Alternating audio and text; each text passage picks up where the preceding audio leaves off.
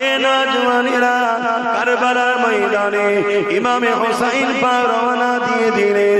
যেতে যেতে কারবালার ময়দানে যখন পৌঁছে গেলেন, এ যুবকেরা এমন করে দেখা যায় ইয়াজিদ বাহিনী হুর বিন ইয়াজিদ নামে একজন সেনাপতির নেতৃত্বে 1000 সৈন্য দিয়ে ইমামে হুসাইন হুজুরের রাস্তাকে আটকে দেওয়া হলো।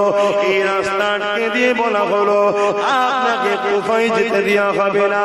এই জায়গাতে একটা ছোট্ট কথা মনে করিয়ে দিই, ইমামে হুসাইন লড়াই করতে যাচ্ছিলেন না, কুফার জমিনে দাওয়াতে যাচ্ছিলেন। হযরত ইমাম হুসাইন পাক নানা জানের রওজার গোড়া দাঁড়িয়ে চোখের পানি ফেলে কাঁদে আর বলে, নানা জান, যে হুসাইনকে আপনি কাঁধে করে নিয়ে মদিনার বাজারে করেছেন, যে হুসাইনকে পিঠে চাপিয়ে মদিনার ওপর ভবন নববী শরীফে হামাগুড়ি দিয়ে খুলিয়েছে, যে হুসাইন আপনার নামাজ অবস্থাতে পিঠের উপরে বসে যেত, হুসাইন পড়ে যাবার জন্য সিজদা থেকে মাথাটা আপনি তুলতেন না, আজকে দিনে সেই হুসাইনকে এমন করে শহীদ করে দেবার জন্য আপনারই একদম উম্মতেরা উঠে পড়ে লেগেছে। নানা জান, আমাকে মদিনা শরীফ ছেড়ে দিয়ে মক্কা কাবা শরীফে দিয়ে রওনা দিতে হচ্ছে। আলবিদা জানিয়ে কাবার দিকে পুরো পরিবার নিয়ে রওনা হলে মক্কা জমিনের মানুষেরা ইমামে হুসাইন পাককে পেয়ে বড় আনন্দ হলো। তারা ইমামে হুসাইন পাকের নেতৃত্ব মেনে নিল। হুজুরের হাতে বায়াত হয়ে গেলে হুজুরের অনুসরণ করতে লাগলে, হুজুর তেনারা নিরাপত্তার সঙ্গে ঘিরে রাখলে। এই যুবকেরা এমন সময় কুফার জমিন থেকে একটা চিঠি এসে গেল, ও হযরত ইমামে হুসাইন, আমরা ইয়াজিদের হাতে বায়াত গ্রহণ করতে চাই না, আমরা আপনাকে আমাদের নেতা লিডার মানতে চাই। हर करबला के बाद इस्लाम जिंदा होता है, बोलिए सुभान अल्लाह। ইতিহাস বলছে কারবালা যুগে যুগে ঘটছে, আজও ঘটছে, কালও ঘটবে। শুরুটা আমার ইমাম পাক হুজুর থেকে শুরু হয়েছে, কিন্তু কারবালার ইতিহাসের রেজাল্টটা কি?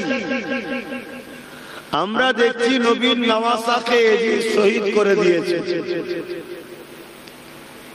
এটা তো সামনে দেখছি।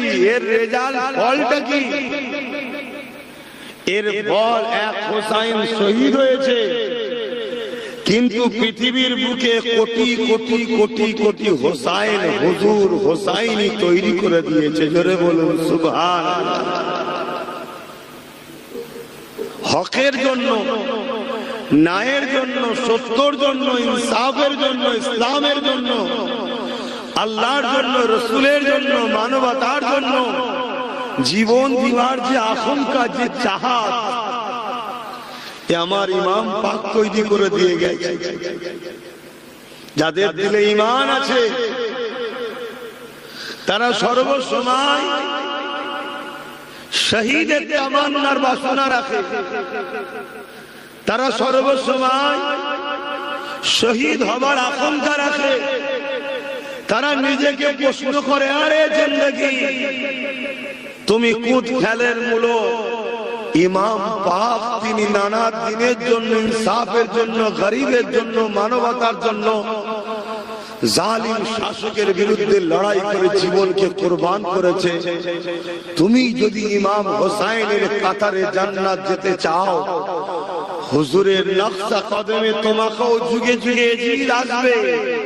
সেই ইয়াজিদের বিরুদ্ধে তোমাকে লড়াই করে নিজের জানকে কুরবান করে মজলুম, দুঃখী, অসহায়, শোষিত, লাঞ্ছিত, বঞ্চিত মানুষের জন্য তোমাকে কুরবান হতে হবে। এই বাসনা এই দিলের মধ্যে ইমাম পাক এই জোশ পয়দা করে দিয়ে চলে গেছে। জোরে বলুন সুবহানাল্লাহ, আরো জোরে বলুন সুবহানাল্লাহ। আজ পৃথিবীর দিয়ে কান পাতে কোটি কোটি মানুষের নাম শুনতে পাবেন হোসাইন, একটা এজিদ নাম কারো আছে?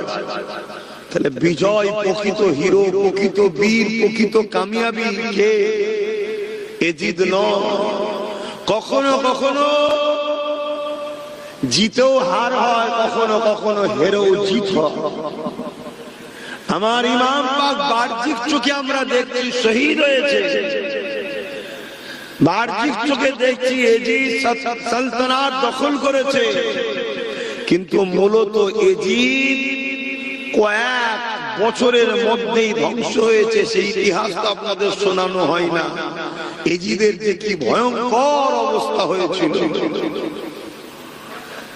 প্রকৃত বিজয় আমার ইমাম পাক শহীদ হয়েও আজ লক্ষ কোটি পৃথিবীর মানুষের হৃদয়ে হোসাইন হোসাইন হোসাইন আওয়াজ উঠছে। জোরে বলুন সুবহানাল্লাহ।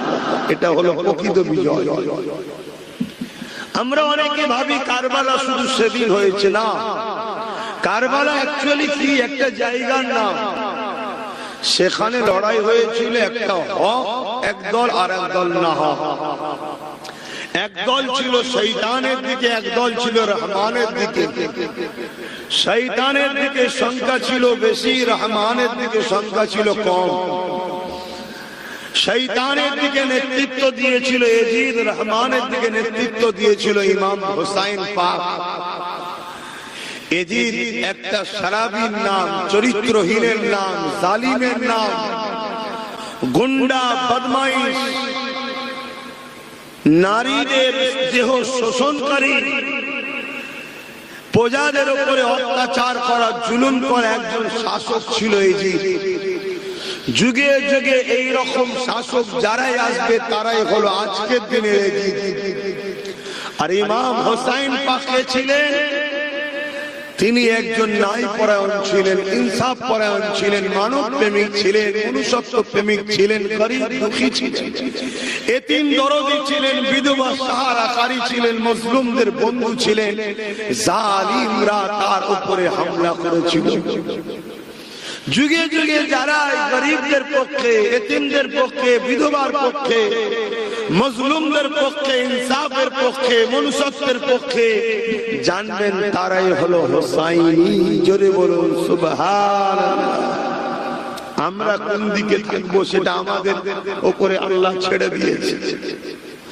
আমরা যদি হোসাইনি হতে চাই তাহলে আমরা যেন জালিম না হই আর জালিমদের দলে না থাকি। আমরা যেন খুনি না হই, খুনিদের দলে না থাকি। আমরা যেন রেপিস্ট না হই, রেপিস্টদের দলে না থাকি। আমরা যেন গরিবদের অধিকার হরণ, লুট, মারপিট এদিক না করি এবং সেই দলে না থাকি। যদি আপনি এখনো করেন বা তাদের দলে থাকেন, আপনি যতই মুখ দিয়ে বলেন হোসাইনি, আল্লাহর খাতায় আপনার কিন্তু এজিদের সাথে নাম উঠছে, হাসরটা এজিদের সাথে, আর জাহান্নামের কুকুর হয়ে এজিদের সাথেই থাকতে হবে। ইমাম পাককে যখন মদিনা গভর্নরের কাছে এজিদ চিঠি লিখলো, যাও ইমাম পাককে বলো আমার বায়াত দিতে। অনেক বড় কথা ভাই, অত সব বলা তো সম্ভব না একদিন।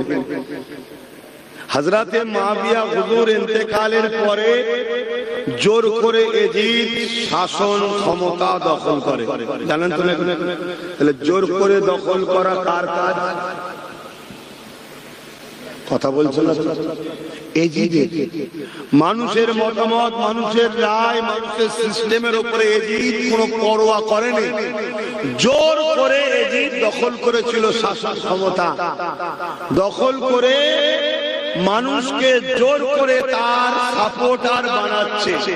যে তার সাপোর্টার হচ্ছে না তার উপরে জুলুমের স্টিম রোলার চালাচ্ছে। আজও আমাদের সমাজে এরকম ঘটে না? ঘটে না? এটা আওয়াজ দেবে। তাহলে আজকে এই যে যারা ঘটায় এরা কি এজিদ নয়? আর এই এজিদকে সাপোর্ট করে হোসাইনি দাবি করা, এর থেকে বড় প্রতারণা আর কি হতে পারে? এজিদ কাকে বলে? এটাই তো এজিদ। তো ইমাম পাকের কাছে চিঠি আসলো। ইমাম পাক মদিনার গভর্নরের কাছে এজিদ চিঠি দিয়েছে, ইমাম হোসাইনের বায়াত নাও আমার পক্ষ থেকে, ইমাম হোসাইন যেন আমায় সাপোর্ট করে। তো মদিনার গভর্নর ইমাম হোসাইন পাককে তিনার বাড়িতে দাওয়াত দিয়েছে। হুজুর সময় মতো গেছে, যাবার পরে বলছে এজিদের পয়গাম এসেছে, আপনাকে এজিদের পক্ষ থেকে বায়াত নেবার জন্য। ইমাম কি বলেছিলেন যে আমার মতো কোথায় আমি আর কোথায় এজিদ, আমার মতো এজিদের হাতে বায়াত এটা কখনো সম্ভব নয়। এজিদ যদি চরিত্রহীন না হতো, এজিদ যদি সারাবি না হতো, এজিদ যদি গুন্ডা লুটেরা বদমাইশ অসভ্য যদি না হতো, আমি হোসাইনের বায়াত লিয়াতে কোনো আপত্তি ছিল না। এজিদ হলো আমার নানা দ্বীনের দুশমন। এজিদ যে ক্ষমতাতে বসেছে, আমার নানা দ্বীনের সিস্টেমকে ভেঙে দিয়ে বসেছে। এজিদ নারীদের উপরে জুলুম করে, এজিদ শরাব পান করে, এজিদ বদমাইশি করে, প্রজাদেরকে লোটে। অতএব ওর হাতে আমি হোসাইন হাত দিয়ে ওকে সাপোর্ট করতে পারবো না। তাহলে আজকের দিনেও কেউ যদি জালিম হয়, অত্যাচারী হয়, শরাবি হয়, বদমাইশ হয়, খুনি হয়, তাহলে আমরা যদি সত্যি ইমাম পাকের অনুসারী হই, হোসাইনি যদি হই, তাহলে আমরা কি তাদেরকে সাপোর্ট করতে পারবো? আওয়াজ দিয়ে বলো। এজন্য আব্বাস সিদ্দিকী বাপ অনেক জুলুম সহ্য করে, তথাপি জালিমের সঙ্গে হাত মিলাই নাই। গর্দান কেটে দেবো, আমার ইমাম পাক যেটা দেখিয়েছে, গর্দান কেটে দেবো, কিন্তু হাত মিলাবো না। আর খেয়াল করে দেখো, ইমামে হোসাইন পাকের হাত নিয়ে কোনো বয়ান বর্ণনা নাই। কত কিছু মাথায় ঢুকছে, হাতের হিফাজত আল্লাহ করেছে। সাহাবা হুজুররা জিজ্ঞেস করলেন, ভাই হোসাইন আমাদের উপর তো চাপ এসেছে, কি করব? ইমাম পাক বললেন, শোনেন, যদি সে বদমাইশ না হতো, একই কথা, লুটেরা অন্যায় অত্যাচারী না হতো, আমি তার হাতে বায়াত দিতাম। এই কথা যখন ইমাম পাকের মুখ থেকে শুনলেন, সাহাবা হুজুররা অক্সিজেন পেয়ে গেলেন। যত যাই হোক, আমরা এজিদের বায়াত, এজিদকে সাপোর্ট, এজিদের হুকুমতকে আমরা মেনে নেব না। আল্লাহ নবী দেখলেন মদিনা আমার জন্য নিরাপদ নয়, হযরতে হোসাইন হুজুর দেখলেন মদিনা আমার জন্য নিরাপদ নয়, আমাকে মক্কায় চলে যেতে হবে।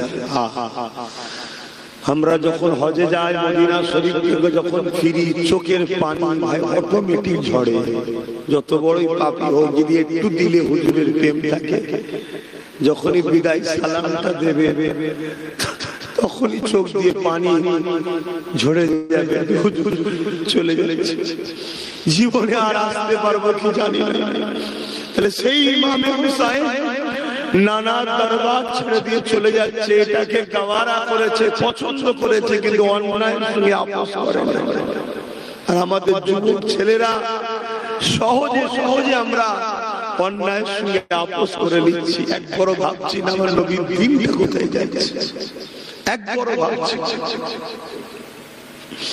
হযরত ইমাম হুসাইন পাক নানা জানের রওজা গুলা দাঁড়িয়ে চোখের পানি ফেলে কাঁদে আর বলে, নানা জান, যে হুসাইনকে আপনি কাঁধে করে নিয়ে মদিনার বাজারে করেছে, যে হুসাইনকে পিঠে চাপিয়ে মদিনার ওপর নববী শরীফে হামাগুড়ি দিয়ে খুলিয়েছে, যে হুসাইন আপনার নামাজ অবস্থাতে পিঠের উপরে বসে যেত, হুসাইন পড়ে যাবার জন্য সিজদা থেকে মাথাটা আপনি তুলতেন না, আজকে দিনে সেই হুসাইনকে এমন করে শহীদ করে দিবার জন্য আপনারই এক উম্মতেরা উঠে পড়ে লেগেছে। নানা জান, আমাকে মদিনা শরীফ ছেড়ে দিয়ে মক্কা কাবা শরীফে দিয়ে রওনা দিতে হচ্ছে। আলবিদা জানিয়ে কাবার দিকে পুরো পরিবার নিয়ে রওনা হলে মক্কা জমিনের মানুষেরা ইমামে হুসাইন পাককে পেয়ে বড় আনন্দ হলো। তারা ইমামে হুসাইন পাকের নেতৃত্ব মেনে নিল। হুজুরের হাতে বায়াত হয়ে গেলে হুজুরের অনুসরণ করতে লাগলে। হুজুরকে তেনারা নিরাপত্তার সঙ্গে ঘিরে রাখলে। এই যুবকেরা এমন সময় কুপার জমিন থেকে একটা চিঠি এসে গেল। ও হযরত ইমামে হুসাইন, আমরা এজিদের হাতে বায়াত গ্রহণ করতে চাই না, আমরা আপনাকে আমাদের নেতা লিডার মানতে চাই। আপনি আসেন কুফাতে। হযরত ইমাম পাক বললেন, আমার নবীর সাহাবারা দেখো আমাদের দেখো চিঠি দিয়েছে। আমি কিন্তু ভাই একদম কিছু কিছু জায়গা যেটা আমার যুব সমাজের এখন দরকার সেইটুকু জায়গা আলোচনা করছি। ইতিহাস কেন ঘটে ভাই? আমাদের শিক্ষার জন্য, আমাদের সজাগের জন্য। না হয় আমার আল্লাহ পাক কোরআনের মধ্যে 4 ভাগকে যদি কোরআনের 4 হিস্সায় ভাগ করা হয়, 1 হিস্সা শুধু হুকুম আহকাম আছে, বাকি 3 হিস্সা শুধু নবী আলাইহিস সালামদের জীবনী আল্লাহ নবীকে শুনিয়েছে আমাদের ভয়দার জন্য। তাহলে ইতিহাস শোনা দরকার, ইতিহাস থেকে শিক্ষা নেওয়া দরকার। ওই জিনিসগুলো আমার যুবকদের কাছে দিতে চাই, চেষ্টা করছি আল্লাহ যদি চায়। হযরত ইমাম পাক যখন বললেন আমি কুফায় যাব, মক্কা সাহাবা হুজুররা বললেন, না ভাই হোসেন আপনাকে কুফায় যেতে দেব না, কেননা কুফার মানুষেরা আপনার আব্বাজান হযরতে মাওলা আলীর সঙ্গে প্রতারণা করেছে, মুনাফিকি করেছে। হে আমার নওজোয়ান তরুণেরা, যুবকেরা, ইসলামের সবথেকে ভয়ানক দুশমন হলো মুনাফিক। এ নওজোয়ানেরা, হযরত আলী রাদিয়াল্লাহু তাআলা হুজুরকে শহীদ করেছিল কারা? হযরত আলী রাদিয়াল্লাহু তাআলা যখন কুফা জামে মসজিদে ইমামতিতে নামাজ পড়াতে লেগেছে, হুজুরের কাতারে দাঁড়িয়ে নামাজ হালেতে হুজুরের কাতারে দাঁড়িয়ে গেছে, সেও নামাজ পড়তে এসেছিল। আমার ইমামে হুসাইন হুজুরের আব্বাজান হযরত শেরে খোদা মাওলা আলী হুজুরকে ওই নামাজ অবস্থাতে নামাজি মুসলমান দাবিদার তারাই শহীদ করে দিয়েছিল। এদেরকে বলা হয় মুনাফিক। হযরত ওসমান গনি হুজুরকে শহীদ করে দিয়েছিল কারা? এ যুবকেরা, তরুণীরা, বাপেরা, 40 দিন ওসমান গনি হুজুরের বাড়িতে তারা নামাজ একসাথে জামাতে পড়েছে, একসাথে তারা উঠা বসা করেছে, তাদের মুখে দাঁড়িয়ে টুপি সবই ছিল, কিন্তু ওসমান গনি হুজুরকে তারা শহীদ করার জন্য খড়কে ঘিরে ফেললো। হযরত ওসমান গনি বলেছিল, তোমরা যে মুখে আল্লাহ নবীর কলেমা পড়ো, নামাজ পড়ো, আবার তোমরা সেই নবীর জামাতা হযরত ওসমানকে তোমরা শহীদ করতে চাইছো। তারা এত কিছু বুঝার পরও কোনো কথা শুনলো না। দুনিয়ার লোভ লালসা, অর্থের জন্য, পদের জন্য হযরত ওসমান গনিকে তারা শহীদ করে দিয়েছিল। এরাও ইহুদি, খ্রিস্টান, হিন্দু, অন্য ধর্মের লোক ছিল না, তারাও ছিল মুসলমান দাবিদার। শুনছেন? আমাদের সবচেয়ে বড় ক্ষতিকারক কারা? মুসলিম দাবিদার, মুনাফিক, যারা সর্বসময় এজিদের দিকে থাকে, অর্থাৎ জালিম অত্যাচারীদের দিকে থাকে। তাদের অর্থ নিয়ে, তাদের সম্মান নিয়ে, তাদের পদ নিয়ে নিজের জাতের ক্ষতি করতে এক পা পিছোয় না। এরা মসজিদ, মাদ্রাসা, দ্বীন, ইসলামের ক্ষতি করতে এক পা, ইতিহাস বলছে, কখনো পিছায় না। উপরন্তু অমুসলিমদের থেকেও এক কাঠি আগিয়ে আগিয়ে এরা গিয়ে ধর্ম ইসলামের ক্ষতি করেছে। এজন্যই তো আল্লাহ নবী বললেন, আমার বড় ভয় হয় আখিরি জামানায় আমার উম্মতদের প্রকাশ্য দুশমনেরা ক্ষতি করতে পারবে না। আমার বড় ভয় হয় একদল মুনাফিক মুসলমানেরা আমার উম্মতদের ক্ষতি না করে দেয়। এ নওজওয়ানেরা, আল্লাহ নবী আশঙ্কা করেছেন মুনাফিক মুসলমানদেরকে আল্লাহ নবী আশঙ্কা করেছেন উম্মতের ক্ষতি না করে দেয়। তাই আমাদেরকে খেয়াল রাখতে হবে মুনাফিক আমাদের ক্ষতি না করে দেয়। মুনাফিক চিনবেন কি করে? মনে রাখবেন মুনাফিক ওয়াদা খিলাফ করে, মুনাফিক মিথ্যা কথা বলে, মুনাফিক তো তারা আজ এক বলবে কাল আর এক বলবে, মুনাফিকের এক কথার সঙ্গে আর এক কথার মিল থাকবে না। মুনাফিকের আরো নমুনা রাসূল বলেছে, তাদের মুখে এক থাকবে অন্তরের মধ্যে আর এক থাকবে, নিফাক থাকবে। মুনাফিকের আরো নমুনা রাসূলুল্লাহ বলেছে, তার মধ্যে একটা রাসূলুল্লাহ বললে মুনাফিক কখনো আমার খানদানের ভালোবাসার লোক হতে পারে না, মুনাফিক কখনো আলে রাসূলদের ভালোবাসতে পারে না। মুনাফিক তো তারা যারা আলে রাসূলদের সমালোচনা করে। এই যুবকেরা, তরুণেরা, বাবেরা, তাই বলে দিয়ে যায় পৃথিবীর ইতিহাস ইসলামের যুগে যুগে দুশমন অনেকেই করেছে, কিন্তু প্রকাশ্য দুশমনেরা ক্ষতি করতে পারেনি। ইসলাম ও মুসলমানদের উপরে অনেক বড় কষ্ট আঘাত দিয়েছে একদল মুনাফিক মুসলমানেরা। তাহলে আমাদের কাছে সব থেকে প্রথম কাজ এখন কি? মুনাফিক চিনতে হবে। আর মুনাফিক চিনা বড় মুশকিল। মুনাফিক মসজিদেও যায়, ঈদগাহও যায়, মুনাফিক হজও যায়, নামাজও পাওয়া যায়, রোজাতেও পাওয়া যায়, মুনাফিক দাঁড়িয়েও থাকে, টুপিও থাকে। শুনছেন তো নাকি? মুনাফিক দেখা হলে সালামও দেয়, মাশাআল্লাহ বলে, আল্লাহু আকবার বলেন, ওরে তাকবীরও বলে। কিন্তু চিনার নমুনা কি বললাম? মুনাফিক রাসূল বলছেন, যারা আমার খানদান আহলে রাসূলদের সমালোচনা করবে, মুনাফিকের জবানের কোনো দাম থাকে না। আজ সকালে এক কথা বলবে, বিকেলে আরেক কথা বলবে, রাত্রিরে এক কথা বলবে তো সকালে আরেক কথা বলবে। মুনাফিকের আর কি নমুনা? মুনাফিক কথায় কথায় মিথ্যা বলবে। মুনাফিকের আর কি নমুনা? মুনাফিক জালিমদের সঙ্গে দলদাস হয়ে ইসলাম, মসজিদ, মাদ্রাসা, কোরআনের পক্ষে তাদেরকে পাওয়া যাবে না। তারা জালিমদের দুনিয়ার স্বার্থে তাদেরকে পাওয়া যাবে। মুনাফিক আপনার শুধু জান নেবে না, মুনাফিক আপনার ঈমানও নেবে। আর প্রকাশ্য দুশমন আপনার জান নিতে পারবে, ঈমান কিন্তু নিতে পারবে না। আর মুনাফিক আপনার দুটোই নেবে, জানও নেবে, ঈমান।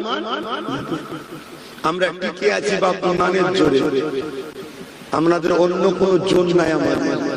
আর মুনাফিকের কাজ হলো আমাদের ওই পাওয়ারটাকে কেড়ে নেওয়া, আমাদের ওই পাওয়ারটাকে কেড়ে নেওয়া।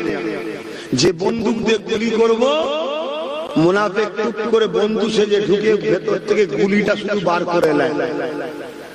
আমি ভাবছি বন্দুকে গুলি আছে, যখন মারার সময় হবে তখন শুধু আওয়াজই হচ্ছে, একটা ফায়ার হচ্ছে। মুনাফিকের কাজ হলে এইটা ভেতর থেকে অরিজিনালটাকে বার করে দেওয়া, আমাদের ঈমানকে নষ্ট করে দিচ্ছে। আসেন আমরা ফিরে যাই। হযরত ইমাম হুসাইন পাক যখন বললেন, এ আমার নবীর সাহাবারা, এ আমার ভাইরা, দেখো দেখো চিঠি দিয়েছে।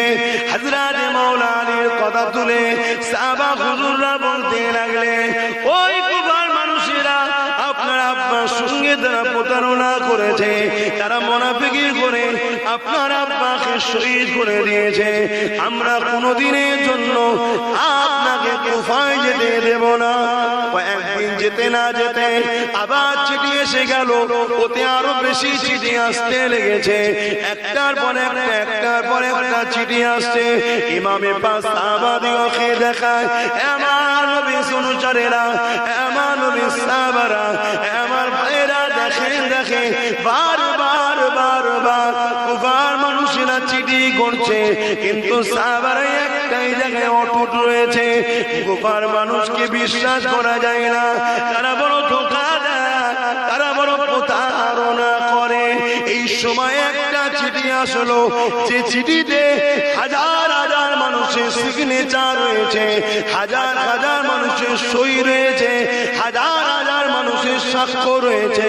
এবং এই চিঠির তলাতে লিখেছে, ও হযরত ইমাম হুসাইন, আমরা ন্যায়ের পক্ষে থাকতে চাই, আমরা জালিমের পক্ষে থাকতে চাই না, আমরা জালিমকে সাপোর্ট করতে চাই না, আমরা সারাবির পক্ষে থাকতে চাই না, আমরা মিথ্যাবাদীর পক্ষে থাকতে চাই না, আমরা চরিত্রহীনদের পক্ষে থাকতে চাই না।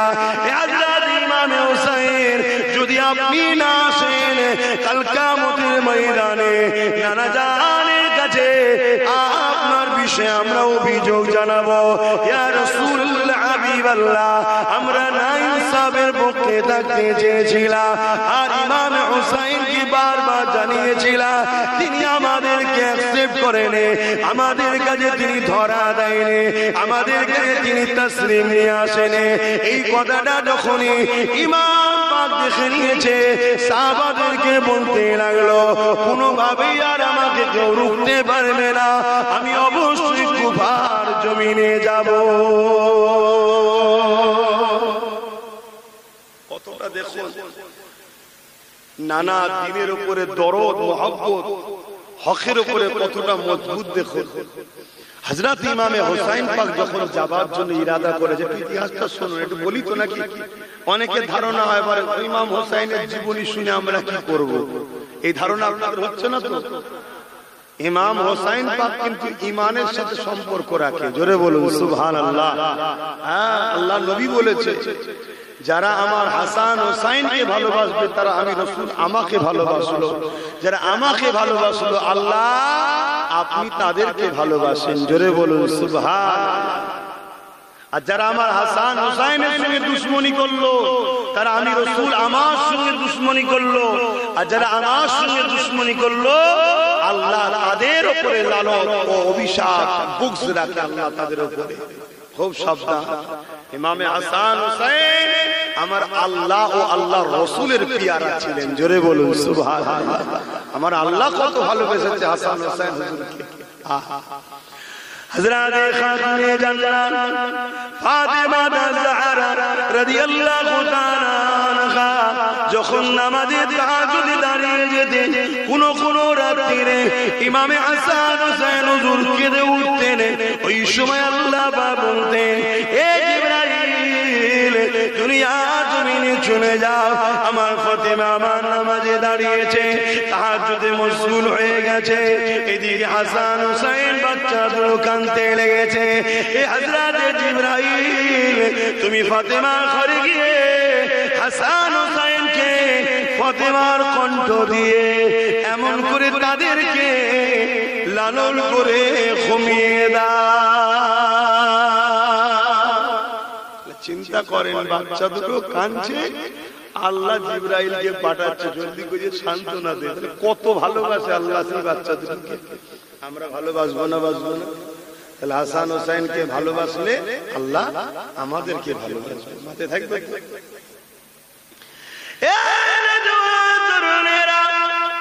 ওপর দিকে আল্লাহ নবী একদিন খাতুনে জান্নাতের ঘরের দিকে যেতে লেগেছে, বেটির ঘরে যাচ্ছে। এমন সময় ঘরের কাছাকাছি গিয়ে আল্লাহ নবীর কানে আওয়াজ এসে যায়, ঘরের ভেতর থেকে কান্নার আওয়াজ আসছে। আল্লাহ নবী খাতুনে জান্নাতকে সালাম দিয়ে বলতে লাগলো, এ বেটি ফাতেমা রে, কার কান্নার আওয়াজটা আসছে? ওই সময় খাতুনে জান্নাত বলতে লাগলে, আব্বাজান হাসান হুসাইন কাঁদতে লেগেছে। আল্লাহ নবী বলতে লাগলো, এ ফাতেমা রে, তুমি তো জানো হাসান হুসাইন কাঁদলে আমি রাসূলুল্লাহ বড় কষ্ট পাই, কেন বাচ্চা দুটো কাঁদতেছে? ওই সময় খাতুনে জান্নাত বলেছিলেন, ইয়া রাসূলুল্লাহ হাবিবাল্লাহ, ঘরে কিছু নাই, খিদার জ্বালায় কাঁদতেছে। আল্লাহ নবী বাচ্চা দুটোকে কোলে নিয়ে নিজের জিহ্বা মুবারক বাচ্চাদের মুখে দিতে লেগেছে। আর ইমামে হুসাইন ইমামে হাসান হুজুরগণ আমার নবী পাকে জিহ্বা মুবারকে চুষতে লেগেছে। আমার নবীর জিহ্বা মুবারকটাই তো ওহী, ওহী শুনছেন তো নাকি? এই মুখ দিয়ে যেটা বেরিয়েছে ওইটাই তো কোরআন হাদিস, তাই তো নাকি? হ্যাঁ, সারাদিন কষ্ট হচ্ছে আপনাদের। হাসান হুসাইন হুজুর ছোটবেলা থেকে কি পান করছে, সেই বাচ্চা দুটোকে মহব্বত করতে হবে। এই সমাজে অনেক লোক আছে যারা আজকে এজিদকে বাঁচাবার চেষ্টা করছে, এটাও বলে যাচ্ছে। কারা? দাড়ি চাচা প্যান্ট শার্ট পরা না, আলেম উলামা দাবিদার, এরা হলো মুনাফিক। এরা কারা? এজিদের পক্ষে যারা পরিমাণ কেউ যদি সাপোর্ট করে, আমার উপরে বিশ্বাস ছিল তোমাদের নাকি? এটা হ্যাঁ কি না বল? একদম পুরো পাওয়ারের সাথে বলছি, তোমাদের সব জিম্মাদার আমি। এজিদের পক্ষে যারা পরিমাণ কেউ যদি গুণ বা ভালো দিক সাপোর্ট করতে যায়, জেনে রেখে দেবে মুনাফিক উলামা। মনে থাকবে, কোনো ভাবে এজিদের পক্ষপাতিত্ব নেওয়া যাবে না। এজিদ বাহ্যিক দিক দিয়েও যেমন বদমাইশ, চরিত্রহীন, জালিম, পাশাপাশি এজিদ আমার নবীর ভালোবাসার উপর অত্যাচার করেছে। কথা বুঝা? আল্লাহ নবী বললেন, কেউ যদি আমার শহর মদিনার শরীফের উপরে হামলা করে, মন দিয়ে শোনে, কেউ যদি আমার শহর মদিনা শরীফের উপরে হামলা করে, হামলা করেনি, হামলা করার ইরাদা করে, আল্লাহ তাকে জাহান্নামে এইভাবে গলাবে যেমন সীসা আগুনে দিয়ে গলায়। সীসা দেখেছেন? আগুনে দিলে পুরো তেল গলে পিস টাইপের হয়ে যায়। আমার মদিনা শহর, রাসূল বলছেন আমার শহরের উপরে কেউ হামলা করেনি, হামলা করার ছক করেছে বা ইরাদা করেছে, আল্লাহ তাকে জাহান্নামে এইভাবে গলাবে। কারণ কি? নবীর শহর, নবীর পছন্দের উপরে হামলা করেছে। তাই তাহলে নবীর শহরকে নবী পছন্দ করে, তার উপরে হামলা করলে যদি রাসূলুল্লাহ বলে, বুখারীর হাদিস, হযরত আনাস থেকে রাত, তাকে আল্লাহ জাহান্নামে দিয়ে সীসা যেভাবে গলায় সেভাবে গলাবে। তাহলে নবী যাকে বলেছে হাসান হোসেন আমার থেকে, আমি রাসূল হাসান হোসেনের থেকে, যে রাসূল বলেছেন হাসান হোসেনের উপরে যে বুকস রাখবে স্বামী নবী আমার উপরে রাখলো, যে রাসূল সিজদায় পড়লে হাসান হোসেন পিঠে বসে থাকে, সেই হাসান হোসেনের উপরে যারা জুলুম করেছে বা ঘৃণা করবে বা বিদ্বেষ করবে বা তার দুশমনদের সঙ্গে বন্ধুত্ব করবে, মনে হয় সে জান্নাতে যাবে। এটা আবার সবার মনে শুনতে চাইছি। আমি হুসাইনি, আমি আমার ইমাম পাকের পক্ষে, আমি এজিদের পক্ষে নয়, আর এজিদের দরদীদের পক্ষে নয়। এজিদ হলো জাহান্নামের একটা কুকুর, আর এজিদের পক্ষে যারা দাঁড়াবে তারাও জাহান্নামের কুকুর হয়ে যাবে ইনশাআল্লাহ। আমার হুসাইন জান্নাতি যুবকদের সর্দার। আমরা গুনাহগার পাপী জানি, কিন্তু আমরা জালিম নয়, আমরা মজলুমের সাথে সাথ দিই, আমরা লুটেরা নয়, খুনি নয়, আমরা অত্যাচারী নয়, খুনি নয়, আমরা আমার ইমাম পাকের সাথে ইনশাআল্লাহ জান্নাতে যাব। জোরে বলুন না ইনশাআল্লাহ। আমার ইমাম পাককে আল্লাহ জান্নাতি যুবকদের কি করেছে বলুন? বলুন। সরদার, সরদার বানিয়েছে। কে বানিয়েছে? আল্লাহ। আল্লাহ যদি কাউকে সরদারের মালিক বানায়, তার পাওয়ার আছে না?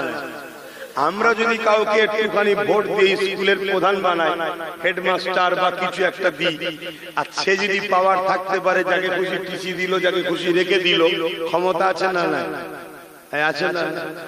আল্লাহ যাকে জান্নাতের পাওয়ার দিয়েছে, সে না চাইলে জান্নাত ঢুকবে কি করে?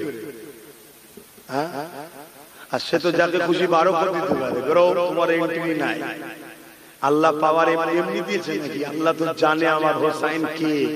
আমার হোসাইন তো তাকেই জান্নাতে রাখবে যে জান্নাতে যাওয়ার উপযুক্ত। তাই তো দায়িত্ব দিয়েছে। আল্লাহ জানে না? জানে না? বলবেন তো আল্লাহ জানে না? জানে না? আল্লাহ সব জানে। তাহলে সেই হোসাইন হুজুরের দুশমনদের সাথে সাথ দেবেন না। আজকে আমার কিছু মুসলিম ভাইকে দেখে অবাক লাগে, সামান্য পদের জন্য এরা নবী বংশের আওলাদদের গাল দেয়, সামান্য পদের জন্য মসজিদ, মাদ্রাসা, কবরস্থান, ঈদগাহ, খানগাহ, দ্বীনের দুশমনদের সাথ দেয়।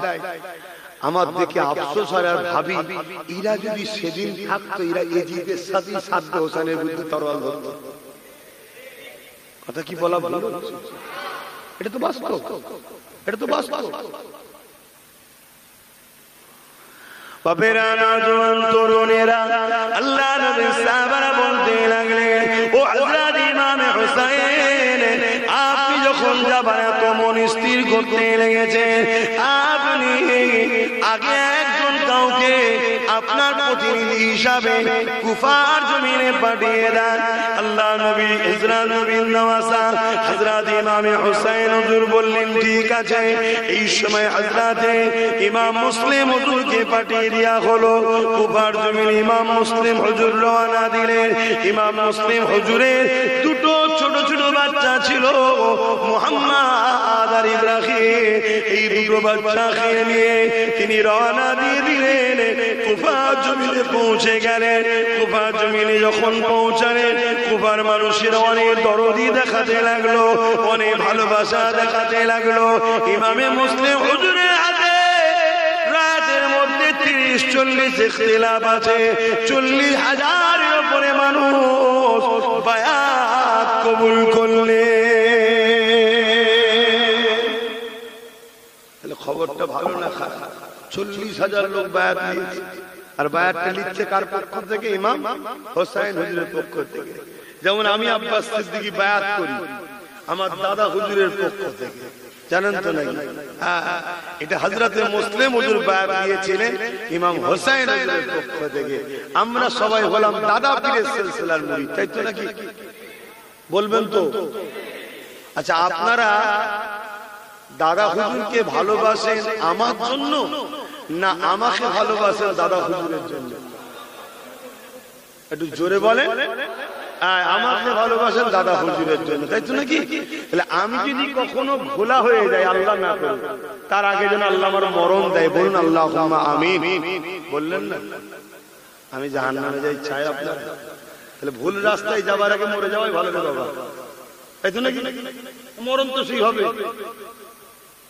তাহলে সেই জায়গায় আপনারা কি দাদা হুজুরের থেকে মুখ ঘুরিয়ে নেবেন? দাদা হুজুরের সমালোচনা করবেন, 5 হুজুরের সমালোচনা করবেন।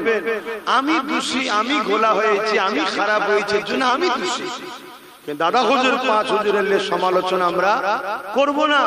আব্বাস সিদ্দিকী যেমন দাদা হুজুরের আওলাদ, আপনারা কি দাদা হুজুরের আওলাদ নয়? আপনারাও তো আওলাদ। আমার সাথে আপনাদের পার্থক্য একটা, আমি খুনের আওলাদ, আপনারা অন্তরের আওলাদ। আমি আটির গাছ, আপনারা কলমের গাছ। কিন্তু দাদা হুজুর তো বলেছে সিলসিলা আমার আওলাদ ও আমার মুরিদদের কাছে রেখে গেলাম। অতএব দাদা হুজুর রাহমাতুল্লাহ আলাইহি আওলাদ হইছে আমি আব্বাস সিদ্দিকী। আপনারা আমাকে ভালোবাসছেন, আলহামদুলিল্লাহ, ভালো কথা। পীরের খুন আছে, সম্মান করছেন, ভালো করছেন, এটা পীর মুরিদিতে আদবের নিয়ম। কিন্তু কখনো যদি আমি দুর্নীতি করি, চাকরি চুরি, তেল চুরি, বালি চুরি, কয়লা চুরি, বিভিন্ন কেসে যদি আমি কখনো জড়িয়ে গিয়ে জেলে চলে যাই, এর জন্য কি আমার দাদা হুজুরের মাথা হাঁটাবে? 5 হুজুরের? জোরে বলে যদি বলেন কেউ হ্যাঁ, তাহলে আমরা তো আল্লাহর বান্দা। তাহলে বান্দা পাপ করলে আল্লাহর বিরুদ্ধে লাগবে নাকি? আমরা তো নবীর উম্মত, নবীর উম্মত যদি ভুল করে নবীর বিরুদ্ধে লাগবে? তাহলে যে ভুল করেছে সে অন্যায় করছে, তার থেকে আমরা মুখ ঘুরিয়ে নেব। আব্বাস সিদ্দিকী বাদ, কেন আব্বাস সিদ্দিকী দুর্নীতি করেছে, কিন্তু তা বলে আমার দাদা হুজুর 5 হুজুরের থেকে আমরা সরব না। আমাদের বাচ্চাদেরকেও শিখাবো দাদা হুজুর 5 হুজুর, তাই তো নাকি? কেন আমার অনেক আগে থেকে দাওয়াত সিলসিলাকে ক্ষতি করার চক্রান্ত চলছে। কেন আব্বাসকে সবাই না মানলেও, দেওবন্দি হোক, বেরেলি হোক, তাবলীগ হোক, যাই হোক, দাদা হুজুরকে কিন্তু সবাই ভালোবাসে। কি ভুল বললাম? অতএব এই যে দাদা হুজুরের জন্য এক কথায় বাংলার সমস্ত মানুষ বা উড়িষ্যা, আসাম, উপর বাংলাদেশের মানুষ যে মুসলিম ফিদা, এই ভালোবাসা, এই একতাটাকে ভাঙার ষড়যন্ত্র কিন্তু ইসলামের দুশমনরা চালাচ্ছে। এটা আমি অনেক আগে থেকে ডাউট করি। কেমন করে ডাউট করি? কেউ ছাদের উপরে 2-5টা লোককে নিয়ে ইফতার পার্টি করছে, সেটাকে পেপারে অ্যাড দেয়। আর পুরপুরা দরবারে লাখো লাখো মানুষের মেহমানদারি হয়, এ হয়, হ্যান হয়, তা না, সেটাকে কিন্তু দিতে চাই না। তখন বুঝেছি যে ছোট ছোট জায়গাগুলোকে প্রতিষ্ঠিত করা হচ্ছে। ফুরফুরার এই যে একটা 80-85% মুসলমান যে ফুরফুরার উপরে এক হয়ে আছে, এটাকে টুকরো টুকরো করে 10%, 15%, 20% ভাগ করে দাও, তাহলে মুসলমান শক্তি কমে যাবে। মাথায় ঢুকছে? একটা লোকের ডাকে যদি এক কথায় 80টা লোক জড়ো হয়, এই শক্তি একদিকে রাখো, আর একটা একটা লোকের ডাকে 20টা লোক এক জায়গায় হলো, কারো ডাকে 15টা লোক এক জায়গায় হলো। আর মুসলমান আমরা তো এখন এক জায়গায় হতে পারছি না। তুই এই সিলসিলা, আমি এই সিলসিলা, ওই সিলসিলা, ওই সিলসিলা। আরে ও সিলসিলালে থাকবে জানা, মসজিদ মাদ্রাসা কবরস্থান যখন শেষ হয়ে যাচ্ছে তখন আবার আমার হুজুর তোর হুজুর কেন? তখন তো মসজিদ মাদ্রাসা আমাদের পেহচান, সবাইকে এক হওয়া দরকার। সেই আমরা সেই মাথা ধরে বসে আছি, না না আমি যাবো না, ওটা আমার হুজুর ডাকেন, ওটা আমার মোল্লা ডাকেন। আরে ডেকেছে কি জন্য? মসজিদ বাঁচাতে, মাদ্রাসা বাঁচাতে, খানকা বাঁচাতে, ইসলামের ঐতিহ্য বাঁচাতে। তোর কাছে হুজুর আগে হয়ে গেল, ইসলাম আগে নয়। এই যে বিভাজন আমাদের মধ্যে তৈরি করে দিয়ে আছে, না না না। কিন্তু ফুরফুরা শরীফ থেকে যদি ডাকে, আজও যত বাদি পড়ে যায় 80% লোক তো ভিড় করবে। ফুরফুরা থেকে ডাক পড়েছে, ঠিক না? তাহলে সেই যে একটা একতা, এটাকে কিন্তু নষ্ট করে দিবার চক্রান্ত চলছে। তাই আগে থেকে বলে গেলাম, আব্বাস যদি কখনো দুর্নীতির কাজে, কোনো কাজে জড়িয়ে যায়, ফেঁসে যায়, জেল হয়ে যায়, বদমাইশি করে, আর হকের পক্ষে নওশাদের মতো যদি 100 বার আব্বাস জেলে যায়, আব্বাস তো গর্ব করবে। কে? আমি তোকে মাঝে মাঝে বলি, তুই আমার থেকে 1 রাউন্ড উপরে আছিস, আমি যতক্ষণ একবার যেতে পারছিস তোকে টপকাতে পারছি না। তুই এখন 1 রাউন্ড উপরে আছিস কেন? তুই ইউসুফ নবীর সুন্নতটা পালন করলি। এই ইউসুফ নবী জেলে গেছিল জানেন, দোষ করে না নির্দোষে? তাহলে আমাদের ছোট ভাই ও দোষ করে গেছে, কারো চাকরির পয়সা ছেড়েছে, কারো আল কেটেছে, কারো পকেট কেটেছে, কারো দুর্নীতি করেছে না, ওর কর্মীদের হয়ে ঢাল হয়ে দাঁড়িয়েছে। মারছো কেন? তুলে নিয়েছে। রাত 12টা পর্যন্ত মিটিং হচ্ছে, কি করব, ভরবো না ছাড়বো, ভরবো না ছাড়বো। জাত না হলে তো জাতকে কাটতে পারে না, ট্যাকেল করে দেবো, খুনি ভরে দেন না। শুনছেন তো নাকি? ট্যাকেল করে দেবো, ভরে দেন। ভরতে গিয়ে কি বাঁশ হয়েছে হাড়ে হাড়ে বুঝতে পারছি। ও এই জায়গায় পৌঁছাতে গেলে ওকে মনে এখনো 15-20 বছর সময় লাগছে, যে জায়গায় ওকে অল্প দিনে আল্লাহ পৌঁছে দিয়েছে। ঠিক তো নাকি? কখন কিভাবে কি হয় আল্লাহ ভালো জানে। ইউসুফ আলাইহিস সালামকে তার ভাইরাই ফেললো কুয়াতে। কোথায়? কুয়াতে। কুয়া থেকে পানি তুলতে গেল পথচারী বণিকরা, পানিতে উঠলো কি বালতিতে একটা চাঁদের টুকরো বা চাঁদি। জোরে বলুন সুবহানাল্লাহ। ইউসুফ নবী চাঁদের থেকে সুন্দর বোঝাবার জন্য, আপনারা চাঁদ ছাড়া অন্য কি উদাহরণ দিলে বুঝবেন পারেন না, এজন্য চাঁদ বলি। কিন্তু নবীদের তুলনা চাঁদের সঙ্গে হয় না। কেন? চাঁদ তো সামান্য ব্যাপার, নবীরা অনেক বড় ব্যাপার। জোরে বলুন সুবহানাল্লাহ। চাঁদকে দেখে কেউ কখনো আগুন কাটেনি, ইউসুফ নবীকে দেখে সব আগুন কেটে ফেলেছে, কেউ বুঝতেও পারে না। জোরে বলুন সুবহানাল্লাহ। তো যাই হোক, ইউসুফ নবীকে যে মিশরের বাজারে বড় দামে বিক্রি করা হলো, শুনতে খারাপ লাগছে না? কিন্তু আল্লাহর রহস্যটা কেউ তো বুঝতে পারছে না। আল্লাহ যে কি রাজ রেখেছে এর মধ্যে। ওই যে কুয়ার মধ্যে মিশরের রাজা হওয়ার সিঁড়ি ছিল, এটা তো কেউ জানে না, যখন ঘটছে তখন বুঝছে। ঠিক তো? তো সেই জায়গায় মিশরকে বিক্রি হয়ে গেল, বড় দামে বাদশা আজিজ খরিদ করলো। অনেক বড় কথা। আস্তে আস্তে আস্তে আস্তে একদিন জুলাইখা নামে এক মহিলা ছিলেন, যিনি আল্লাহ মানতেন না। আল্লাহকে ভালো করে শুনবেন, কতজন এসে গেছে বলে দিচ্ছি। জুলাইখা আম্মা যখন ইউসুফ নবীকে পার্সোনাল কামরায় নিয়ে যে মনের বাসনা পূরণের প্রস্তাব দিয়েছিলেন, তখন কিন্তু জুলাইখা আম্মা আল্লাহ বলেন মানতেন না।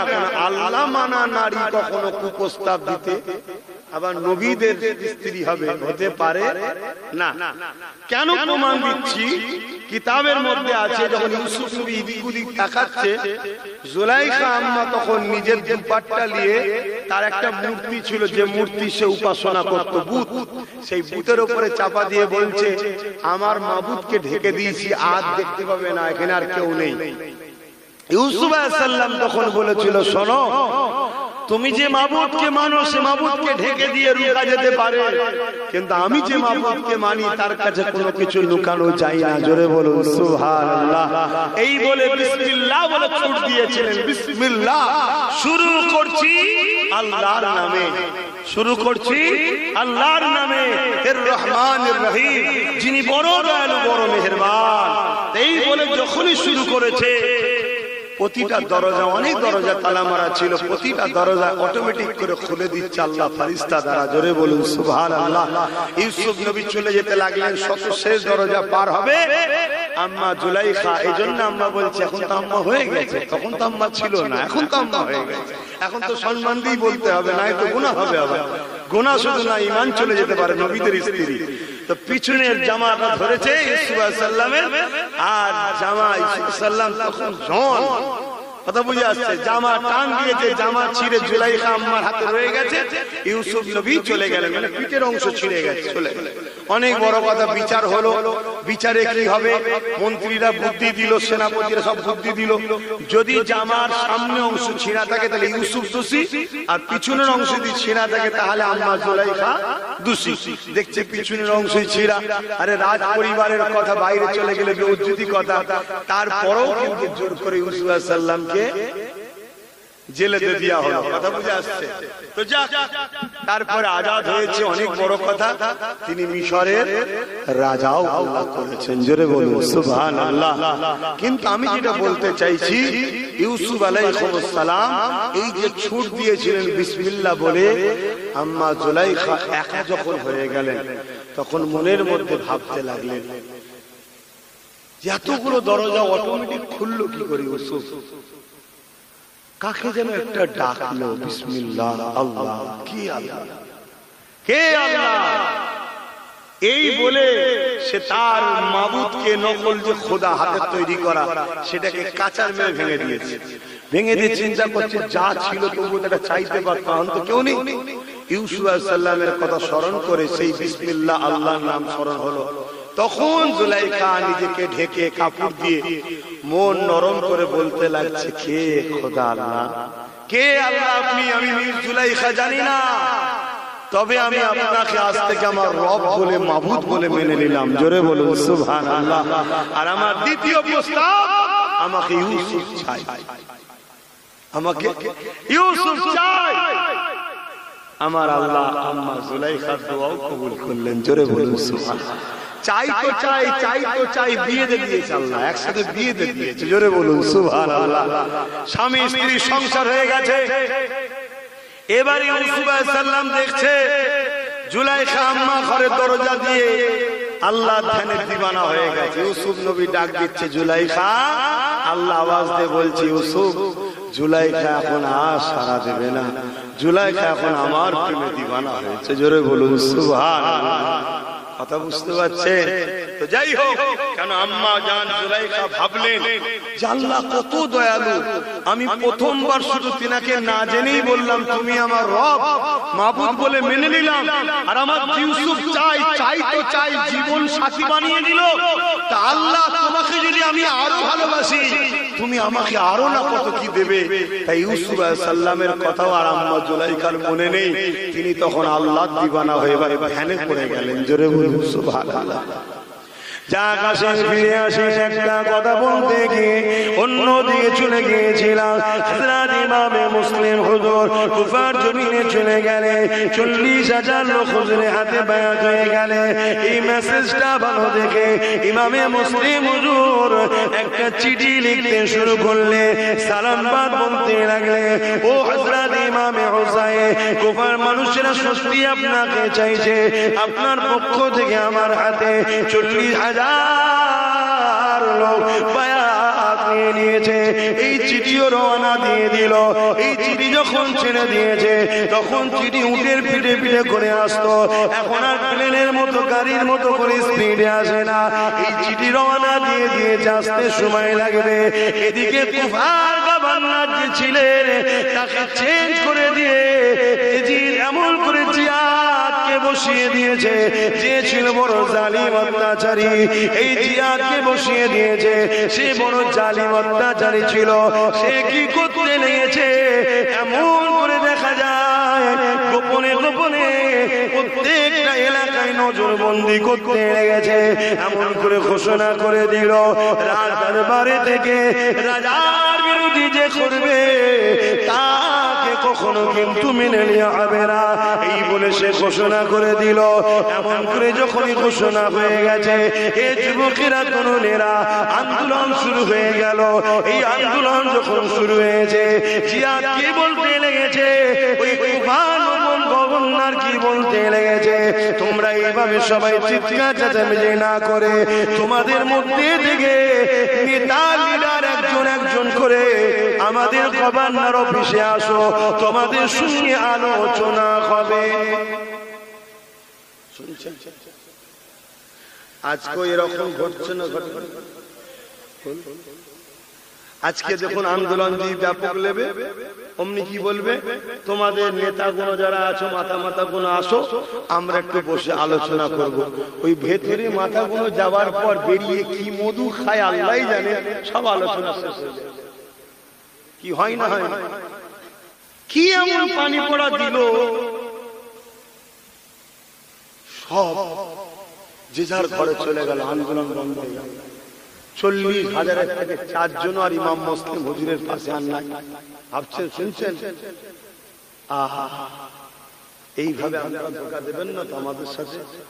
কি গো, হাত তুলে বলুন, ধোঁকা দেবেন না তো? পানি পড়া খেয়ে নেবেন না তো? দেখবে অনেক রকম চক্রান্ত, কেন আমরাও দেখছি তো। কোন দিক দিয়ে যখন পাচ্ছে না, একটার পর একটা গভর্নর চেঞ্জ করছে, শুধু ভাঙড়ে একটার পর একটা চেঞ্জ করছে, একটার পর একটা চেঞ্জ করছে। সারা দুনিয়ায় কি হচ্ছে হুঁশ নাই। ওদিকে রোজ বিষ উগলাচ্ছে মেদিনীপুরে, ওকে রুকার জন্য হুঁশ নাই। শুধু ঘুরিয়ে ফিরিয়ে ওই দাড়িওয়ালা টুপিওয়ালা ছেলেটা কেন এত কথা বলবে, ওকে রুকে দাও। কি হচ্ছে না হয়নি? আজকের এজিদরাও দেখুন না, সেম জিনিস করছে। দেখো, এত বড় অখাব আন্দোলন হলো, সব আন্দোলন ওই যেন হলের মধ্যে ডেকে নিয়ে যে কি অ্যাসোসিয়েশনের কি মিটিং হলো, হওয়ার পরে সব শেষ। কি মিলছে না মেলে? আমি ভুল বলছি? আমার অভ্যেস তো এটাই খারাপ, এই জন্যই তো লোক আমায় গালি দেয়। অন্যজন হলে প্লেনজ করে চলে যেত, এই হুজুরটা শুধু খুঁটরে খুঁটরে আজকের বাস্তবের সঙ্গে টালি করছে। এটাই তো ধর্মের কাজ রে বাবা। আমার যুব সমাজ জাহান্নামে যাক, এটা তো আমি চাইছি না। আমাদের যুব সমাজ আজকের দিনে রেজিদের তাবেদারি করে কাল কিয়ামতের ময়দানে ইমাম হোসেনের বিরুদ্ধে দাঁড়িয়ে জাহান্নামে চলে যাক, এটা আমি চাই না। তাই আজকে যেমন হোসাইনি রাস্তা দেখাতে হবে, এজিদি হলো চিনাতে হবে। কারণ ইসলাম নাই কাজ করার নাম শুধু ইসলাম নয়, অন্যায়কে মিটাবার নামও ইসলাম। জোরে বলুন সুবহানাল্লাহ। অনেকে বলে আমি নামাজ পড়ি, রোজা রাখি, হজ করি, দান করি, যাকাত দিই, আমি তো কারো ছেড়ে নিয়ে জুলুম করি না, আর করি না। আমি বাবা ওসব ঝামেলাই নেই। শুনে রাখেন বাবানেরা, মায়েরা, বাপেরা, বোনেরা, ভাইরা, জাহান্নামে দুই দল যাবে, অন্যায় করার জন্য যাবে, অন্যায়ের বিরোধী না করার জন্য তারাও জাহান্নামে যাবে। শুকরিয়া আদায় করুন যে দয়াল নবীর জন্য একটু সহজ হয়ে গেছে। দয়াল নবীর জন্য একটু সহজ হয়েছে আমাদের জন্য। অন্যান্য নবীর উম্মতেরা যারা অন্যায়ের বিরোধী করেন, আল্লাহ সব মেরে শেষ করে দিয়েছে। লূত আলাইহিস সালামের কওমকে আল্লাহ বলেছিল ৮০,০০০ লোক মারবো, তার মধ্যে ৪০,০০০ ভালো, ৪০,০০০ খারাপ। আল্লাহ নবী লূত বললেন, আল্লাহ ভালো লোকগুলোকে কেন মারবেন? খারাপ লোকগুলো নাই পাপ করেছে, মারবেন। আল্লাহ পাক বললেন, খারাপ লোকগুলো ভালো লোকের বিরোধী, ভালো লোকগুলো খারাপ লোকের বিরোধী করে না কেন, এই জন্য ওদেরকে মারবো। শুকরিয়া আদায় করুন উম্মতে মুহাম্মাদি। তাই জন্য আমার নবী একটু আমাদের জন্য সহজ করে দিয়েছে। কি করেছে? যদি মুখ দিয়ে প্রতিবাদ করতে হাত দিয়ে নাও পারো, মুখ দিয়ে যদি নাও পারো, খারাপ লোকেদের কাছে মিশলে হবে না, ঘৃণা করে সরে যেতে হবে। শুনছেন? এটা আমার নবীর দয়ায় ফেসিলিটি পেয়েছি। আর না হয় হাত দিয়ে লড়তে হতো মোদির বিরুদ্ধে। এতে মুদি খাবে কি বুম খাবে ও বললে হবে না, মত খাবে। কথা মাথায় ঢুকছে না? ঢোকে না? ও সাবধান, অন্যায়ের বিরুদ্ধে লড়তে হবে। কিন্তু আমার নবী একটু সহজ করে, আমার উম্মত বড় দুর্বল হবে, অসহায় হবে, সবাই হয়তো হাত দিয়ে লড়তে পারবে না, সবাই মুখ দিয়ে বলতে পারবে না। তাই নবী বলল, কমসে কম অন্তর থেকে ঘৃণাই করে এই জিজ্ঞেস সাথে থাকবি, দূরে সরে যা। শুনছেন? তাহলেও তোর ঈমান আছে, তুই জান্নাত যাবি। জোরে বলুন সুবহানাল্লাহ। সেই নবীকে ভুলে যাবেন আপনারা? কত সুযোগ করে দিল বলেন তো। নবী যদি এটা সুযোগ না করে দিত আমাদের, না আমাদের আজকে কি দশা হতো? কেউ জান্নাত যেতে পারত না, আমি যেতে পারতাম। আমার কি হাত দিয়ে লড়াই করার ক্ষমতা আছে? আমি এই মুহূর্তে প্রতিবাদ করছি। তা আল্লাহ যদি সেই ফয়সালা লাগাই রাত তুই সব বুঝি না, হাত দিয়ে লড়তে হবে। তোরা আমাকে ভালোবাসি লড়বি নি মানে ব্যাস কত শ্রেষ্ঠ। যেমন দুনিয়ার শাসকরা বলছে অত কিছু বুঝি না, বোম মারবি, খুন করবি, যা করবি করবে, যা আমাকে খড়ি দিতেই হবে, বলছে না? বলে না? তাহলে আজকে এরা অন্যায়ের পক্ষে যদি এতটা জেদ ধরতে পারে, আর আল্লাহ যদি বলে নারীকে প্রতিষ্ঠিত করার জন্য, সন্ত্রাস মুক্ত সমাজ গড়ার জন্য তোদেরকে লড়তে হবে, তাহলে আমরা কি করতাম? এই আমার লড়ার ক্ষমতা আছে, তাহলে ফেসে যেতাম। কিন্তু আমার দয়াল নবী আমাদের জন্য সুযোগ করে দিল। তবে লাস্টের যে কথাটা বললাম, অন্তর থেকে ঘৃণা করে দূরে সরে যাওয়া, এটা খুবই দুর্বল ইমানের লক্ষণ। তারপরেও কিন্তু ইমান। হযরত মুসলিম হুজুরের দিকে চিঠি করে দিলেন, আর এদিকে হোসেন হুজুর চিঠি পেয়ে বেরোবার জন্য প্রস্তুতি নিয়ে নিলেন। আর এদিকে কি হলো, সব মুসলিম হুজুরের সাথ ছেড়ে দিল, হুজুর একা। আল্লাহ নবীর একজন সাহাবী হুজুরের বাড়িতে গিয়ে হযরত মুসলিম হুজুর আশ্রয়টা নিয়ে নিলেন। এদিকে জিদের গভর্নর ঘোষণা করে দিল, কুফার গভর্নর আইন করে দিল, যে মুসলিমকে ধরে দেবে তাকে অনেক পুরস্কার দেওয়া হবে।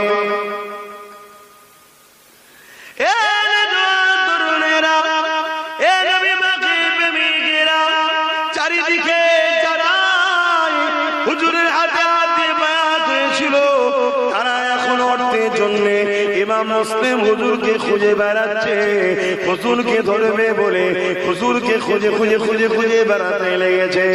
এই যুবকেরা, তরুণেরা, বাপেরা, অনেক বড় লম্বা চওড়া কথা।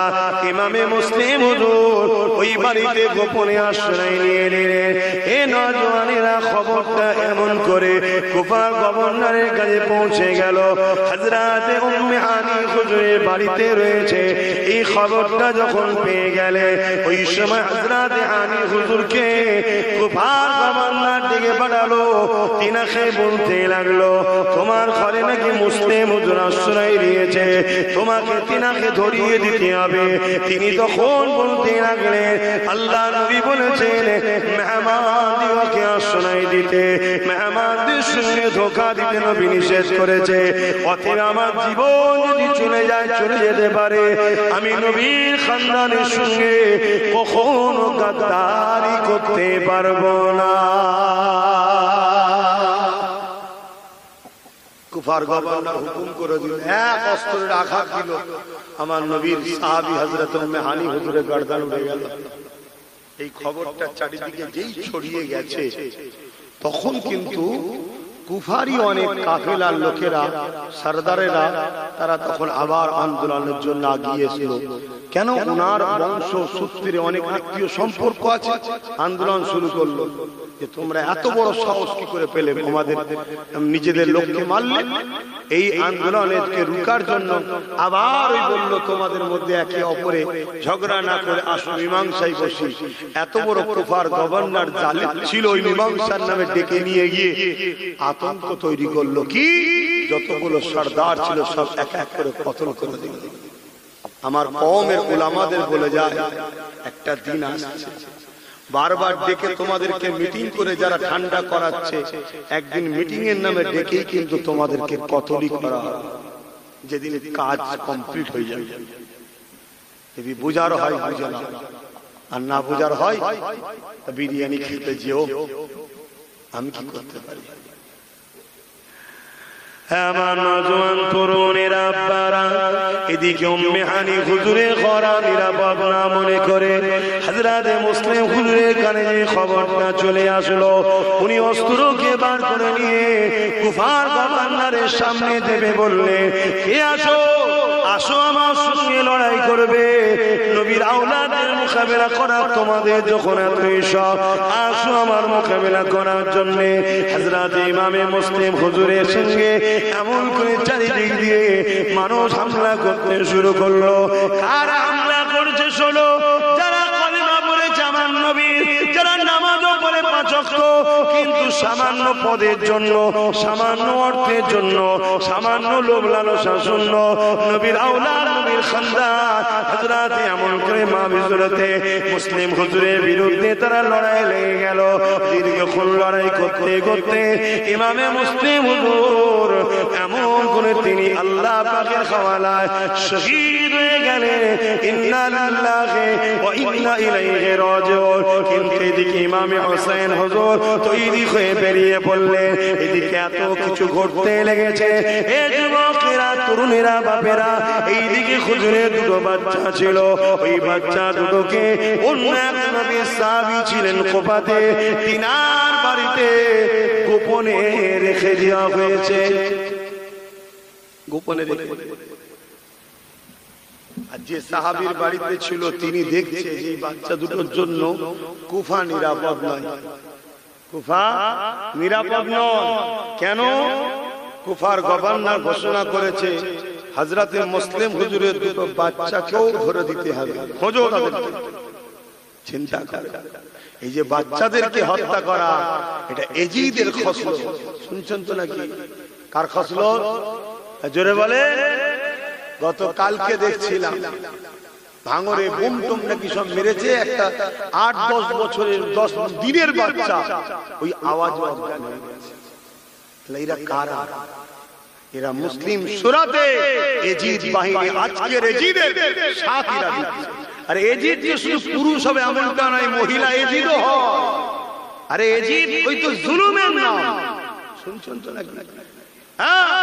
যেমন কিছুদিন আগে দেখলাম মুর্শিদাবাদে নদিয়াতে আমাদের ছোট্ট একটা বোন 9 বছর তামান্না, তাকে আজকের এজিদরা বোম মেরে মেরে ফেললো। দেখলেন না? মোহাম্মদ আর ইব্রাহিম 2 বাচ্চাকেও খুঁজছে।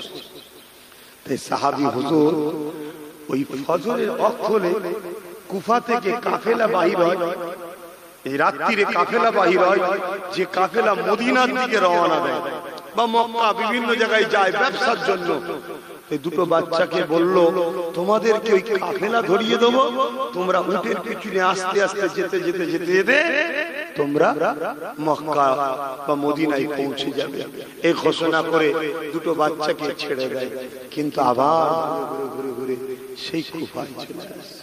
যার যেখানে আল্লাহ মরণ রেখেছে, হাজারো চেষ্টা করে সেই জায়গা থেকে কেউ সরে যেতে পারবে না। আবার পরের দিন রাত্রিরে ছেড়েছে, আবার সেই ঘুরে কুফা।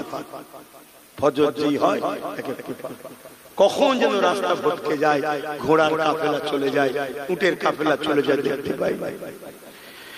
এইভাবে 2 দিন হয়ে যাবার পর 3 দিনের দিনে যখন আবার ছেড়ে দিয়েছে, আবার রাস্তা ভটকে গিয়ে এমন করে কুফার জমিনে চলে এসেছে।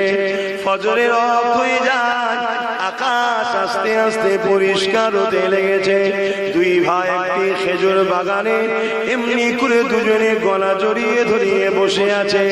ভেবে দেখো আমাদের বাচ্চাদেরকে আমরা কত আদর যত্নে বড় করছি, আর রাসূলুল্লাহ দিনের জন্য নবীর বংশের বাচ্চাগুলো কিভাবে তারা কষ্ট করেছে।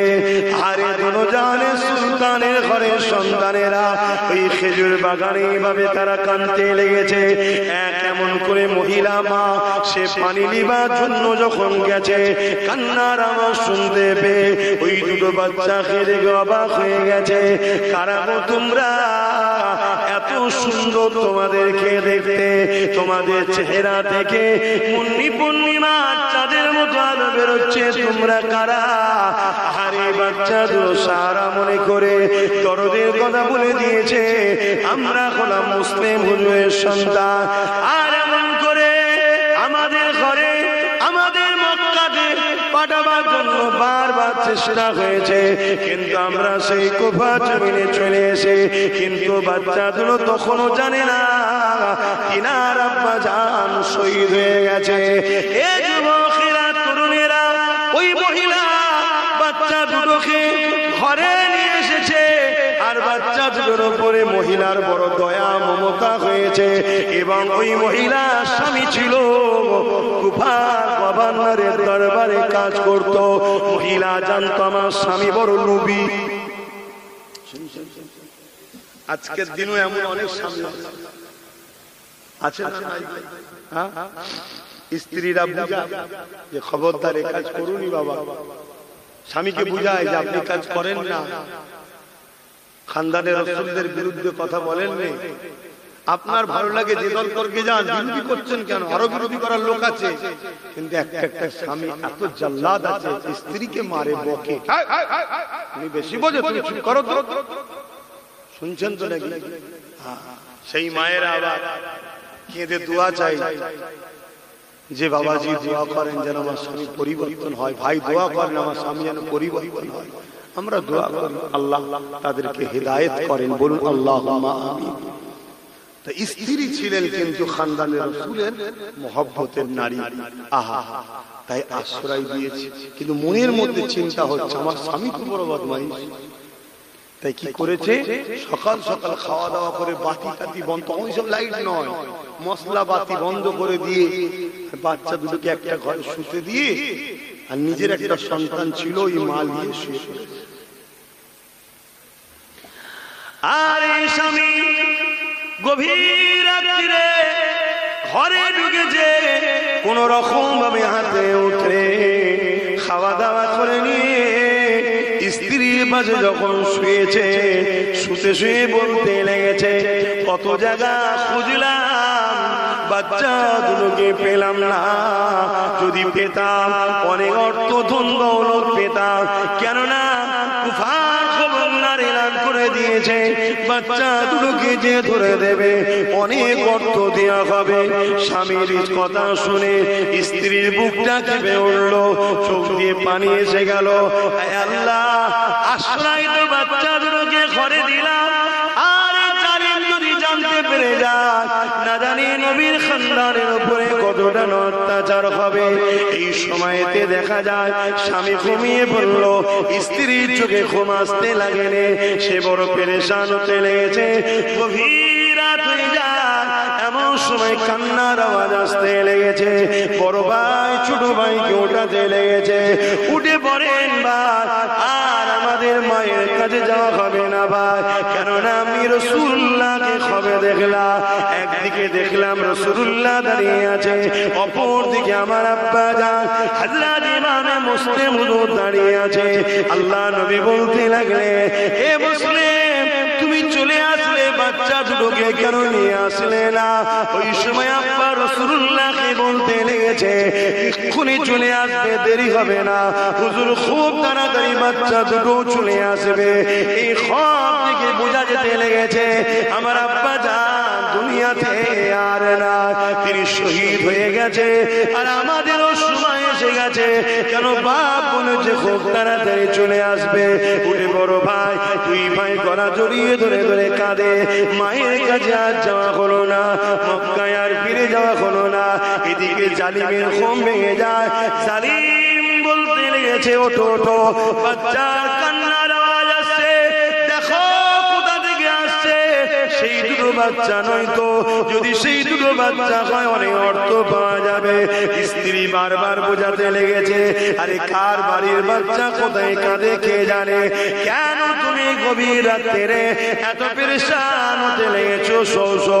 সে কিছু কথা শুনলো না, শয়তান জালিম জাহান্নামের কুকুর একা একা উঠে পড়লো, উঠে পড়ে গুড়ি কান্না ফল করতে গিয়ে পাশে ঘরের দরজা যখন খুলেছে, পুরো ঘরটা বাচ্চা দুটো শরীরের আলোয় আলোকিত হয়ে আছে।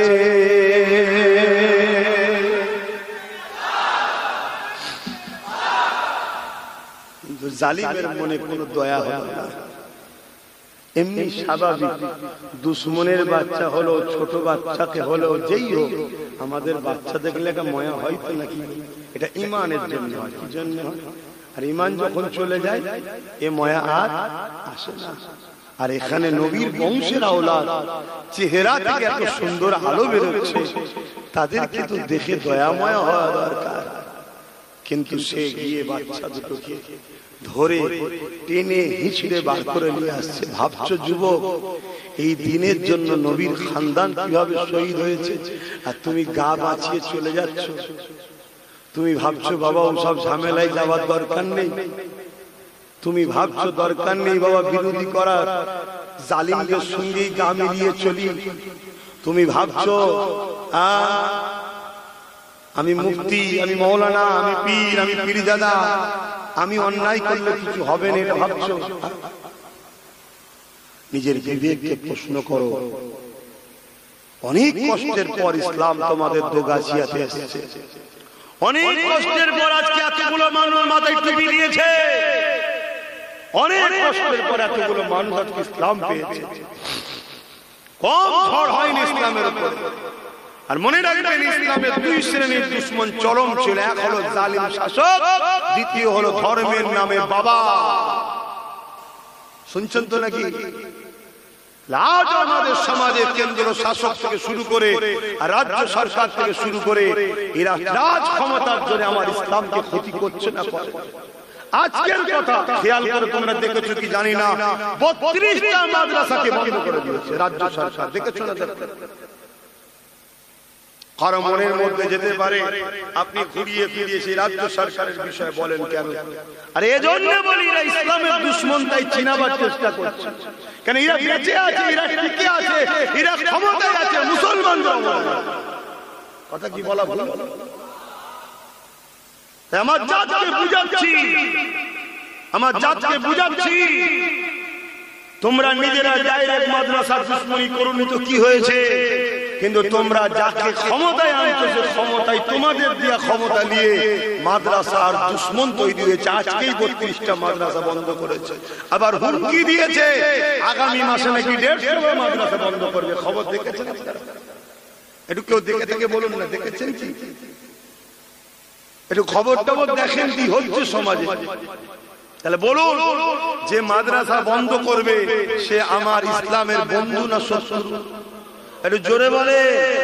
শত্রুকে সাপোর্ট করে শক্তিশালী করলে ঈমান থাকে?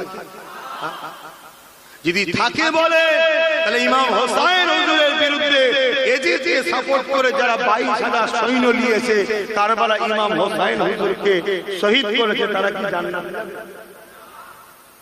এগুলো তো বুঝতে হবে আপনাদেরকে। কেন্দ্র সরকার আমাদের দুশমন, এটা জানতে আমাদের কারো বাকি নাই।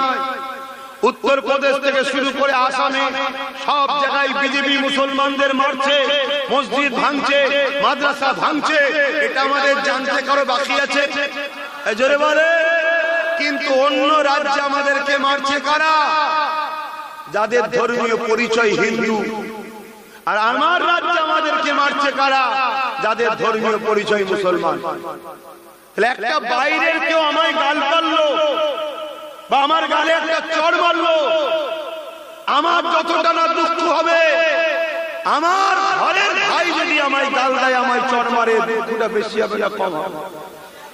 ধারা তুই আমার ভাই হয়ে আমায় মারছিস, ইসলামের দুশমন নেত্রীর জন্য, কোরআনের দুশমন, ওয়াকফ আন্দোলন বিরোধী দুশমন, এর জন্য তুই আমায় মারছিস। এই দুঃখের জন্য আমি আমার জাতিকে বারবার বোঝাচ্ছি, হে জাতি জাগো, জাগো। একটা দিন এমন দিন আসবে যেদিন তুমি জাগবে অথচ তুমি ব্যান্ড হয়ে যাবে। যেদিন তুমি জাগবে অথচ তুমি ব্যান্ড। দেখলেন না 1000 টাকার নোট বাজারে চলে, কি বল?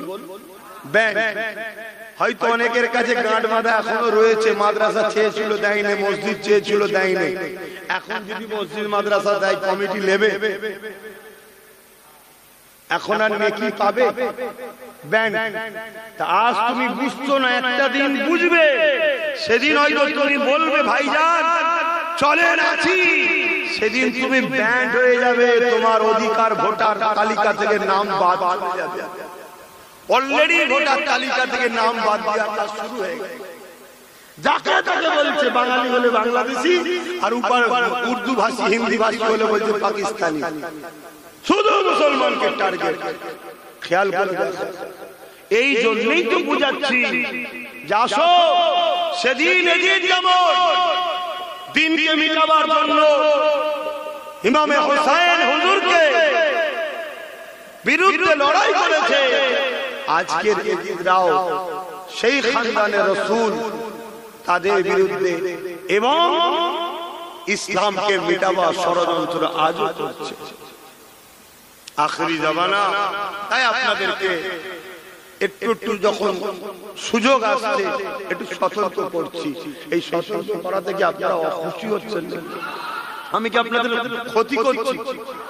আপনারা ইসলামের দুশমনের সাথে থেকে ইসলামের দুশমনকে সাপোর্ট করে আপনি যদি জাহান্নামে যান আর আমি চুপ থাকাটা কি আপনার জন্য ভালো হবে? না আপনাকে জাগিয়ে ইসলামের দুশমন থেকে সরিয়ে নিজের পায়ে দাঁড় করিয়ে আপনাকে যদি দুনিয়া আখিরাতের কল্যাণের রাস্তা দেখাই, ওটা ভালো হবে না? এজন্য চেষ্টা করছি ভাই। মুনাফিক কাকে বলে, গাদ্দার কাকে বলে, বেঈমান কাকে বলে জানেন?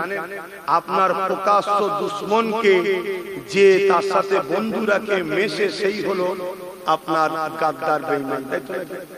আচ্ছা বলুন তো ভাই,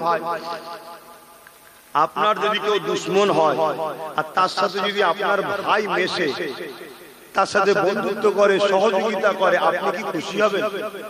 একটু আওয়াজ দিয়ে বলেন। আমার আব্বা বোনকে জিজ্ঞেস করছি, আপনার দুশমন, আপনার জানের দুশমন, তার সাথে যদি আপনার ছেলে মেশে তাকে বন্ধুত্ব করে, সহযোগিতা করে, আপনি কি বাপ হিসেবে খুশি হবেন? তাহলে আমার ইসলামের দুশমন, কোরআনের দুশমন, মাদ্রাসার দুশমন, ওয়াকাফের দুশমন, সেই কেন্দ্র সরকারের সঙ্গে বা রাজ্য সরকারের সঙ্গে যারা মিশবে তাদের উপরে কি আল্লাহ ও রাসূল খুশি হবে? যারা কি ইসলামের দুশমন নয়? এটা তো বুঝতে হবে দিনের মতো সত্য। এই জন্য তো বুঝাচ্ছি। আর এই বুঝানোর জন্যই আবার একদল মুসলিম নেতা আমায় কি বলবে? ধর্ম ব্যবসায়ী, মোল্লা, আর কি কি বলে জানেন? এসব বলে না, বলে না। আরে এই কথাগুলো বিজেপিরাও বলে না, বলে না, কথা বলে। মোল্লা, কঠোর মোল্লা, কাঠ মোল্লা, এসব বলে না, বলে না। তাহলে কতটা মিলজুলে চলছে দেখছেন। আসেন আবার বুঝিয়ে দিয়ে যায়, পরিবর্তন হয়ে যায়। অনেক বড় কথা সময় দিয়ে খেয়াল করে আর বেশি বাড়াতে পারলাম না। এ নওজওয়ানেরা কারবালার ময়দানে ইমামে হোসেন পাক রওনা দিয়ে দিলেন। যেতে যেতে কারবালার ময়দানে যখন পৌঁছে গেলেন, এ যুবকেরা এমন করে দেখা যায় ইয়াজিদ বাহিনী হুর বিন ইয়াজিদ নামে একজন সেনাপতির নেতৃত্বে সৈন্য দিয়ে ইমামে হোসেন হুজুরের রাস্তাকে আটকে দেয়া হলো। এই রাস্তা আটকে দিয়ে বলা হলো, আপনাকে কুফায় যেতে দেওয়া হবে না। এই জায়গাতে একটা ছোট্ট কথা মনে করিয়ে দিই, ইমামে হোসেন লড়াই করতে যাচ্ছিলেন না, কুফার জমিনে দাওয়াতে যাচ্ছিলেন। কি করতে? দাওয়াত। আমাকেও একবার ভাঙরের লোকেরা দাওয়াত দিয়েছিল জানেন। আর রাজ্য সরকার তার গুন্ডা বাহিনী নেবিয়ে খাকি পোশাকের ভেতরে কিছু রাজ্য সরকারের গুন্ডা আছে না, তাদেরকে নাবিয়ে আমার রাস্তা আটকে দিয়ে ডিস্টার্ব করেছিল না, করো না? তাহলে এজিদের সাথে মিলছে না, মেলে না? এগুলো তো জানতে হবে, ইতিহাস এই জন্য শুনতে হয়। সেদিনও এজিদ তার 1000 সৈন্য দিয়ে ইমামে হোসেনের রাস্তাকে আটকালো যে দাউদ বাড়ি যাওয়া কুফাতে হবে না। আর আজকের মহিলা এজিদ সে কি করলো? তার গুন্ডা বাহিনী, তার সৈন্য নামিয়ে আমাকে আটকে বললো ধর্ম প্রচারে যাওয়া হবে। মিলছে না? বাপ দোষ করলে তো কথা শুনতে হবে নাকি? কারো কষ্ট হচ্ছে নাকি? দোষ করলে তো কথা শুনতে হবে। এবারে কোন শয়তান যদি মনে করে আমাদের হাতে পাওয়ার আছে, দেখে নেব, দৌড় পাগল কুতেগার, একটা ফুসকুরি মারার ক্ষমতা আছে তোদের? একটা ফুসকুরি দেবে আল্লাহ, ওইটাকে মারার ক্ষমতা নেই। চুলকোনা মিটাতে পারে না, শুধু ডাক্তারখানায় যাচ্ছে, লোক সমাজ দেখা দেখি নেই, যেখানে সেখানে চুল করছে। হয় না, যে তার চুলকুনা মিটাতে পারে না সে আবার বলছে মিটিয়ে দেবো। আরে সর্বনাশ, তোর হাতে আল্লাহ টেন্ডার দিয়েছে নাকি? আব্বাস সিদ্দিকী, তোরা যদি দুনিয়ার সামান্য কারো পাওয়ার নিয়ে এত মস্তান নিজেকে মনে করিস, এত দাদাগিরি মনে করিস, আরে আমরা আল্লাহ দ্বীনের প্রচারক, তুই তোর দুনিয়ার কোন দলের প্রচার করতে গিয়ে যদি তোর এতটা মনে হয় যে পাওয়ার, তাহলে আমরা তোমার আল্লাহ দ্বীনের প্রচার করছি, আমাদের আল্লাহর পাওয়ার আছে না? কম না বেশি? আল্লাহর সাথে লড়াই করার মতো কারো ক্ষমতা আছে? তাহলে আমাদের পাওয়ারটা কত হওয়া দরকার, কি হওয়া দরকার আছে না? তবে একটা জিনিস সিস্টেম আছে, কি সেই সিস্টেমটা হলো এটা, আল্লাহ ধরে একটু দেরি করে। আল্লাহ ধরেন রহমতের কাজ ধীরে হয়, শয়তানের কাজ তাড়াতাড়ি হয়। খোদা যখন ধরে তখন নীল নদে ফেরাউনের মতো চুবিয়ে চুবিয়ে মারে। কি ধরেছে না? আপনাদের অসুবিধা হচ্ছে? নটা পার হয়ে গেছে, নামাজ হবে কেন করে? ভালোবাসা চাই। আমি আপনাদের কারো কাছে বাপের মতোও নয়, কিন্তু পীরের আওলাদ হিসাবে সম্মান মর্যাদা তো দেন নাকি? বড় ভাই হিসাবে তো ভালোবাসেন নাকি? সম্মানের দিতে বয়স হয়তো ছোট, সেই হিসাবে আপনারা যদি ভুল রাস্তায় যান, ভুল দিকে যান, ইসলামের দুশমনদের সঙ্গে উঠা বসা মিলে যান, আপনাদেরকে আমার বোঝানো দরকার আছে না? শাসক তো এমন হওয়া দরকার, কারণ এটা ধর্ম নিরপেক্ষ দেশ, তাই তো নাকি? এখানে হিন্দু, খ্রিস্টান, দলিত, আদিবাসী, শিখ, পাঞ্জাবি, মুসলমান সবার সমান অধিকার, তাই তো নাকি? কার কত সংখ্যা টঙ্কা দেয়, সংখ্যা অনুপাতে ভাগিদারি, যার যত সংখ্যা সে তার হক পাবে, এটা কিন্তু ধর্ম হিসাবে সবার সমান অধিকার। কিন্তু শাসক যদি ইসলাম বিরোধী করে একটা ধর্মের প্রচারের বা ধর্মকে প্রতিষ্ঠিত করার, প্রমোট করার দায়িত্ব নেয়, তাহলে বাপ এটা কি ঠিক করছে না অন্যায় করছে? জোরে বলো। আজকে শাসকের কাজ কেন্দ্র সরকারও রাজ্য সরকারও, শিক্ষা, স্বাস্থ্য, কর্মসংস্থান, বাসস্থান, এই চারটে নাগরিককে দিতেই হবে, এটা সংবিধানের হুকুম। শুনছেন তো নাকি? তাহলে শাসক যে হবে তার কাজ কি? মানুষ কি করে শিক্ষা পাবে, মানুষ কি করে খেতে পাবে, মানুষ কি করে চিকিৎসা সুস্থ থাকবে, আর মানুষ কোথায় ভালোভাবে থাকবে, এই চারটে কাজ শাসকের। এর বাইরে শাসকের কিন্তু কোনো কাজ নয়। এবং দেশের সার্বভৌমত্ব নিরাপদে রাখতে হবে, দেশ কি করে বিকাশ হবে, উন্নতি হবে, বিদেশি দেশের হামলা থেকে দেশ নিরাপদ থাকবে, ইত্যাদি ইত্যাদি। শাসকের কাজ কি মসজিদ তৈরি করা? বলুন বলুন, শাসকের কাজ কি মসজিদ তৈরি করা? শাসকের কাজ কি রেশনের মাধ্যমে কুরবানির গরুর গোশ বন্টন করা? হিন্দুর বাড়ি, খ্রিস্টানের বাড়ি, আদিবাসীর বাড়ি, দলিতের বাড়ি, সাঁওতালের বাড়ি, সবার বাড়িতে কুরবানির পশুর গরুর গোশ পৌঁছে দিয়ে, এটা কি শাসকের কাজ? শাসকের কাজ প্রত্যেকের বাড়ি বাড়ি চাকরির লেটার পাঠাও, যে একটা করে ছেলে চাকরি করুক, যে একটা ছেলে পুরো পরিবারকে বাঁচাবে, তাই তো নাকি? এটা শাসকের কাজ। আমি কি ভুল বুঝাচ্ছি নাকি? কিন্তু সেই জায়গায় শাসক কি করছে? ইসলাম ধর্মে যে জিনিসটা খাওয়া আমাদের জন্য হারাম, কি যেখানে কোন আল্লাহ ছাড়া অন্য কোন উপাসনা বা কোন রবের মান্য শিরক করা হয়, এরকম খাদ্য আমাদের ধর্মে খাওয়া হারাম। যেমন আমার অনেক হিন্দু ভাইয়েরা গরুর গোশত খাওয়া তাদের নিষেধ, নাকি এরা অপছন্দ করে, আরো ইত্যাদি ইত্যাদি, আরো অনেক কিছু থাকতে পারে অনেক ধর্মে, আমার জানা নাই। কিন্তু প্রসাদ খাওয়া হিন্দু ভাইদের কাছে পছন্দের জিনিস, ঠিক তো নাকি? কিন্তু কোরবানির জিনিস আমাদের কাছে আবার পছন্দের জিনিস। তাহলে আমি আমারটা অন্য ভাইকে চাপিয়ে দিতে পারি না, তারটা আমাকেও চাপিয়ে দিতে পারেন, এটা নিজের নিজের ব্যাপার, ধর্ম নিরপেক্ষ। কিন্তু আজ পশ্চিম বাংলা সরকার কি করছে? দীঘার মতো একটা জায়গা, বেড়াবার জায়গা, সর্বধর্মের মানুষ, হিন্দু, খ্রিস্টান, দলিত, আদিবাসী, পাঞ্জাবি, মুসলিম ছেলেরা মাইন্ড ফ্রি করার জন্য ছুটিতে পরিবার বাচ্চা সবাই ঘুরতে যায়, যায় না? যায় না? আরে অসুবিধা কিছু নেই, নোংরা মাইন্ডে গেলে খারাপ, ভালো মাইন্ডে গেলে খারাপ না। আল্লাহ নিয়ামত দেখবে তো কি হয়েছে? কথা বুঝাচ্ছে না? তাহলে সেই জায়গাটাকে আজকে শাসক কি করলো? ক্ষমতার জোরে ধর্ম স্থান করে দিল। এই কথা মাথায় ঢুকছে? বলো এটা কি শাসকের কাজ? আর অপরদিকে মাদ্রাসাগুলো বন্ধ করে দিচ্ছে। তাহলে শাসক ইসলামকে মিটাচ্ছে আর একটা ধর্মকে প্রতিষ্ঠিত করতে চায়। যেটা করছে না, করে না? বলো। তাহলে এই জায়গায় যদি এখনো আমরা না বুঝি, কবে বুঝবো? কবে বুঝবো? যেদিন তোমার আমার পেটিগুলো, মাফ করেন, খারাপ নেবেন না, বেউজ্জতি হবে, তোমার আমার ঘরের মধ্যে যেদিন হত্যালীলা শুরু হয়ে যাবে, সেদিন বুঝবেন। সেদিন তো উপায় থাকবে না। এই জন্য বাপ, আমার দায়িত্ব আছে, আমি ইসলামের প্রচার করি, আমি ইসলামকে ভালোবাসি, পাশাপাশি একজন হিন্দু ধর্মগুরু সে তার ধর্মকে ভালোবাসে, প্রচার করবে। শিখ ভাইয়ের ধর্মগুরু শিখ ধর্মকে ভালোবাসে, প্রচার করবে। খ্রিস্টান ভাই খ্রিস্টান ধর্মকে ভালোবাসে, প্রচার করবে। আমি আমার কওমকে জলসার মাধ্যমে তাবারুক দেব। হিন্দু ভাইয়েরা তার ধর্মীয় অনুষ্ঠানে সে তাদের প্রসাদ দেবে, খ্রিস্টান ভাইয়েরা তাদের কি নাম আছে তারা সেটা করবে। এটা তো ধর্মগুরুদের কাজ।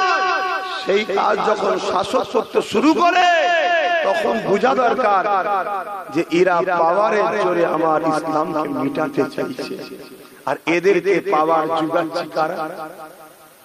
কথা বলো। আমরা দুর্ভাগ্য কেন? আমাদেরকে ভয় দেখায় বিজেপি। হ্যাঁ, বিজেপি চলে আসবে। আরে বিজেপি যে কাজ করছে, এও সে কাজ করছে, কিন্তু খেয়াল করে দেখুন, এক কাঠি ডিঙিয়ে গিয়ে এ আরো ভয়ানক কাজ করছে। কি? মুসলমানদের মুসলমানকে হত্যা করছে। আর বিজেপি কিন্তু মুসলমানদের মুসলমানকে হত্যা করে না। বিজেপির কোনো মুসলমান মুসলমানকে মারবে? ভাই জোরে বলো। ও কি করছে? অমুসলিমকে দিয়ে মুসলমানকে হত্যা করছে। আর এ কি করছে? মুসলমানকে দিয়ে মুসলমানকে হত্যা করছে। কত ভয়ানক ব্যাপার। বিজেপি দেখুন, বিজেপি যদি আমাদের বাড়িতে কোনো ধর্মীয় প্রসাদ প্রসাদ পাঠাতো, কোনো মুসলমান লিখত, একদিন মনে হয় বাংলায় যা ঝড় উঠতো আলেমদের প্রতিবাদের ঠেলায়, রাস্তায় মনে হয় বেড়ানো যেত। কি যদি বিজেপি কথাটা বলতো? কিন্তু আজকে কোন আলেমের মুখে কথা শুনেছেন এই প্রসাদের ব্যাপারে? আর যদিও বা কেউ কেউ বলছে, হারাম পর্যন্ত বলতে চাইছে না। মানে কি? সে চাইছে না আমার চটিটা যেন ছিঁড়ে না যায়, চাটি ছিঁড়ে না যায়, এবার তামাক খেয়ে। তাহলে এইরকম একটা মহামারী বিপদ যদি মুফতি না বলে, আলেম না বলে, পীর না বলে, পীরজাদা না বলে, এ জাতি তাহলে কি করে বাঁচবে? বলেন কি করে বাঁচবেন যারা আমাদেরকে বেঈমান বানাতে চাইছে? দাদা হুজুরের ওসিয়তনামা মানেন না? এই মানেন তো না? কারা কারা দাদা হুজুরকে মানেন? একটু হাত তুলে দেখান। আমাকে না মানেন, না মানকে যান। দাদা হুজুরকে মানেন? হাত লম্বা করে তুলে রাখেন। দাদা হুজুরকে মানে? দাদা হুজুরের ওসিয়তনামায় হাত লম্বা করে তুলে তুলে শোনে। দাদা হুজুরের ওসিয়তনামায় লেখা আছে, গায়ের ইসলামের ধর্মীয় অনুষ্ঠানের, পুজো পাঠ বা যে কোনো অনুষ্ঠানের খাদ্য পোশাক খাওয়া সম্পূর্ণ হারাম এবং সে শিরক কাফের হয়ে যাবে। শুনছেন তো? তাহলে বলুন, রাজ্য সরকার আমাদেরকে বেঈমান কাফের বানাতে চাইছে, হ্যাঁ কি না? কেন চাইছে? কেন? আমাদের যদি ঈমান থাকে আমাদেরকে মিটানো সম্ভব নয়। রাজ্য সরকার মুসলিম দরদি সেজে আমাদের বেঈমান বানাতে চাইছে। কেন্দ্র সরকার মুসলিম বিদ্বেষ আমাদেরকে জানে বেড়ে দিচ্ছে, কিন্তু বেঈমান বানাতে। শুনছেন? তাহলে এক কাঠি বেড়েছে না কমেছে? তাহলে দুটোই আমাদের দুশ্মন তো নাকি? তাহলে এইটা আমার জাতকে বোঝানো দরকার আছে না? আজ আপনারা আমার সঙ্গে একটা কথার অঙ্গীকার করবেন, আমি যদি আগামী দিন ব্রিগেডের ডাকি এই অকাফের জন্য, অধিকারের জন্য, ন্যায়ের জন্য, সত্যের জন্য, দেশের সংবিধান বাঁচাবার জন্য, কেন এই যে কাজগুলো হচ্ছে না সংবিধান বিরোধী? আমার হিন্দু ভাইদের উচিত বিরোধী করা। হয়তো মনে হচ্ছে ভালো লাগছে, কিন্তু না, এই রীতিনীতি চলতে থাকলে আগামী দিন দেশ ধ্বংস হয়ে যাবে। এই যে সংবিধানে ধর্মনিরপেক্ষ কাঠামোকে রাজ্য সরকার ডাস্টবিনে ফেলে দিয়ে যে ভয়ানক খেলা খেলছে, হিন্দু ভাইদের বিরোধী করা দরকার, আদিবাসী সংসদের বিরোধী করা দরকার, কারণ এটা সংবিধান নষ্ট হচ্ছে। আগামী দিন সংবিধানকে বাঁচাবার স্বার্থে, দেশকে বাঁচাবার স্বার্থে এবং ওয়াকফকে বাঁচাবার স্বার্থে আমি যদি ব্রিকেট ডাকি, আপনারা আমার ডাকে সাড়া দিতে পারবেন? নিজের গাঁটের পয়সা খরচ করে যেতে হবে। আমি জোর করবো না, কারা কারা সাথ দেবেন একটু হাত তুলে দেখাবে। হাত তুলছেন, এ কত সত্য, তো কত সত্য, হাত নামান। আপনাদেরকে বলে রাখি, আমি আব্বাস সিদ্দিকীর সম্বন্ধে একটা কথা মাথায় রেখে দেবেন, আমি মুহাম্মদ সাল্লাল্লাহু আলাইহি সাল্লামের গোলাম, দালাল, বিক্রি হওয়ার নয়। কারণ আমাকে আমার রাসূল খরিদ করেছে। দ্বিতীয় কোনো মা জন্ম দেয়নি সন্তান আমার দাম। কথা মাথায় থাকবে।